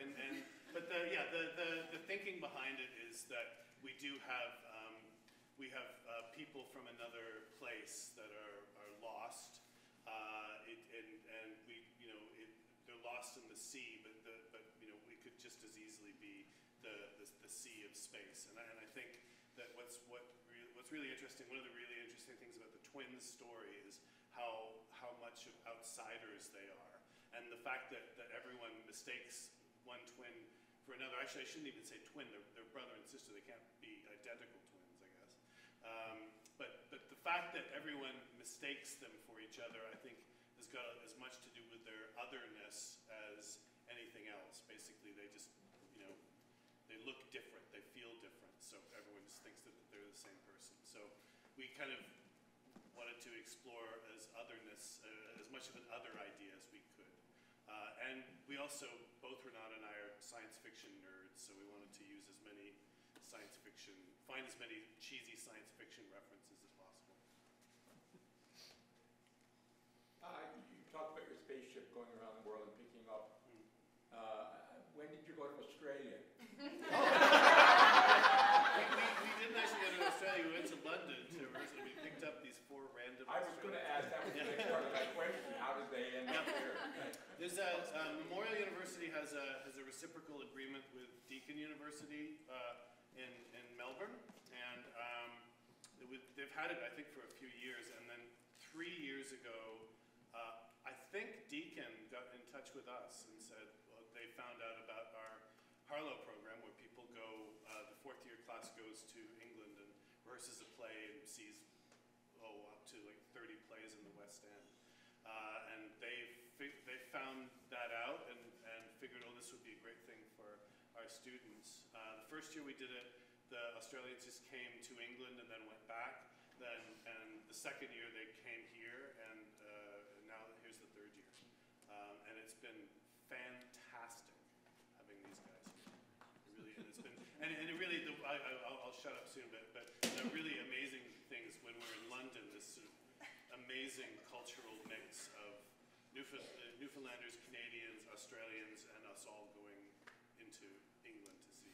And of course, they're really delighted to see snow in April. Oh my God! This is great. Yeah, they love it. We've never seen snow. They love it. We hate it. And then snow, and then wind. Yeah. And then more snow. And then more wind. Anyone else? I'm going to ask both groups, both the Grenfellites and the Deaconites, at this point in your journey of education and so on, what's it like to add so many people from a different program, different experience at this point? Any volunteers? Della. I'll go. We love them. We have been together for 4 years, like just our class. Like we've added and dropped and added and dropped and dropped and dropped. So like mostly dropped. So it's really nice. Like we work with the other years too, but we don't actually get people to like fit into our class ever. And they just like mesh with us. We love them to death, and we don't want them to leave. So I'm not gonna talk about that because I'm crying. But no, it's been really nice having to work with people that like, as much as is our class and everyone loves each other, just adding people and getting to take our class, but like expand it so we're not 9, we are 14, which is nice. 14? I'm really bad at math. I think us, as Australians, I will speak on behalf of 3 other people. In your country. No, I think that it was, us 4 all went on this trip because we all want to, in some aspects, take over and become part of theatre. So I think it was really like a professional thing for us to be able to just kind of come into a group of people that we had no idea who they were, no idea about skill levels or anything, and then start to put on a show. So I think for us, it was a great experience on a professional level as to what we want to go and do, to be able to just slot in with a group of people that you will have to do in the future. And then it turned out that they were all so lovely and caring that we got to have a really lovely time along the way, and yeah, it's been really good. I'm a big fan of anything that dismantles the clickiness that can sometimes occur, and I think this exchange is really valuable for that, especially being launched now into a new chapter of our lives. It kind of just reminds you that, new blood isn't a bad thing, and mixing it up can be fun. And you also get to you get the skills of being able to work with so many different people. So yeah, different cultures, different backgrounds that we've all come from, but you get to learn how to work with people from anywhere, and that just helps a lot. Yeah, like at Deakin, building on what Robin said with like the clickiness and stuff, Deakin I found like wonderful program, but they're like clicks form in everything, and I was probably wary or like cautious of coming here and trying to like integrate with everyone, but I can safely say that it feels more like a family now than just a clique or just a group of people. Like, legitimately love everyone.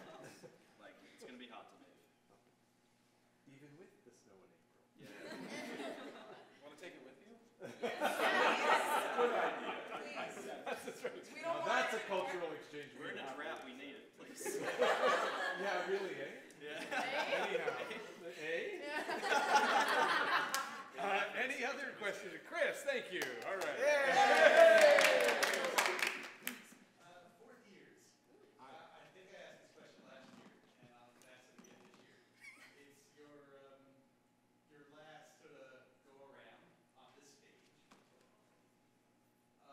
What are the things you're gonna miss about it? What are the things you're gonna be glad to get rid of, I guess, on the other hand? It's a tough question, Chris. Proceed with caution, folks. Exactly. Isn't that the existential question we all ask ourselves?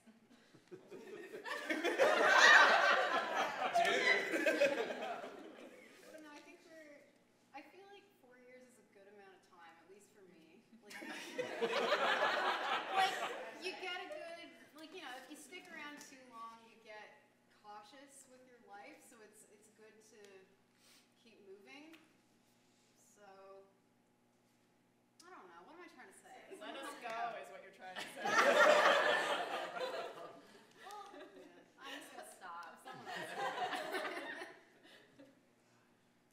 It is, having been a theater student at many years ago, but that time when you're just about to graduate and just after you graduate it's an amazing, intense time, but it's a scary time too, because it's just the world is just out there and there's no guiding post, whereas there was before. So these guys are in a very interesting time.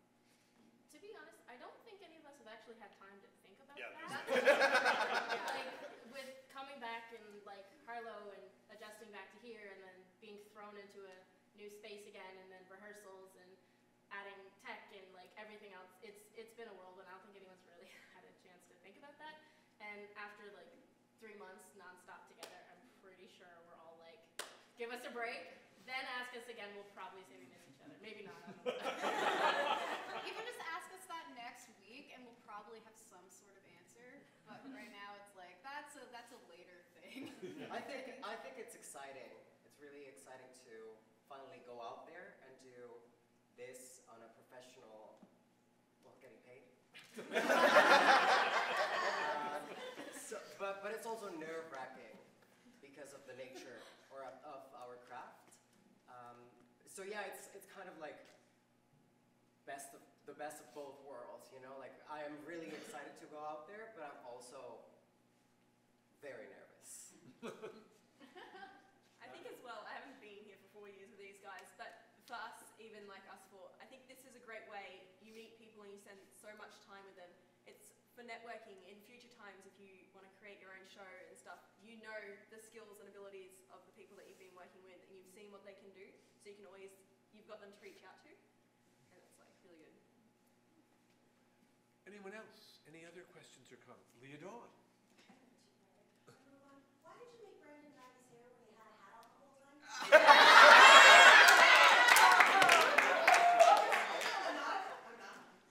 I'm not judging. I'm not judging. Hey, it becomes me well enough. I think so, yeah.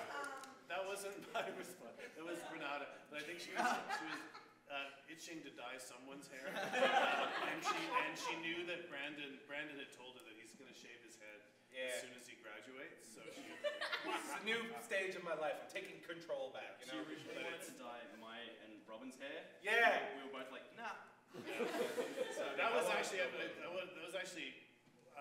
Renata and I were both disappointed at that, and it was actually one of the best things that happened in the rehearsal process because it forced us to think of something else. And Renata ended up coming up with the blue manga wigs, which it couldn't. They were great. Done better. They just looked, yeah. So cool. That's great. And that was just because a real good double. Yeah. One of the better doubles I've ever seen with Yeah. Twelfth. Anyone else? Yes. This is going to sound really superficial, but Della, what was it like wearing that dress? And the boots. Boots are heavier than they look. I bet. It's awesome. We were all jealous.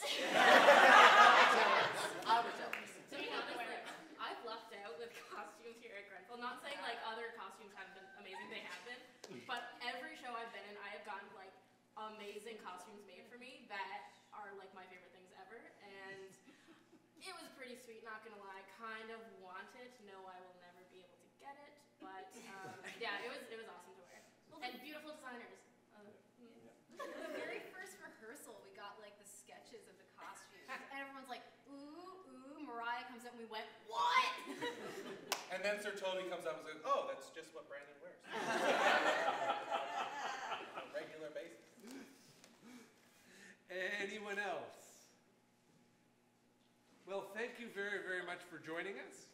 We have 2 more nights for this fine show, so please do tell your friends, other people that you, not just your friends. And hopefully we can, we'll see you again after, our next show won't be until November. Can you believe that? October, November. So please join us again in the fall if you don't join us again in the next 2 nights. Thanks very much. Thank you very much.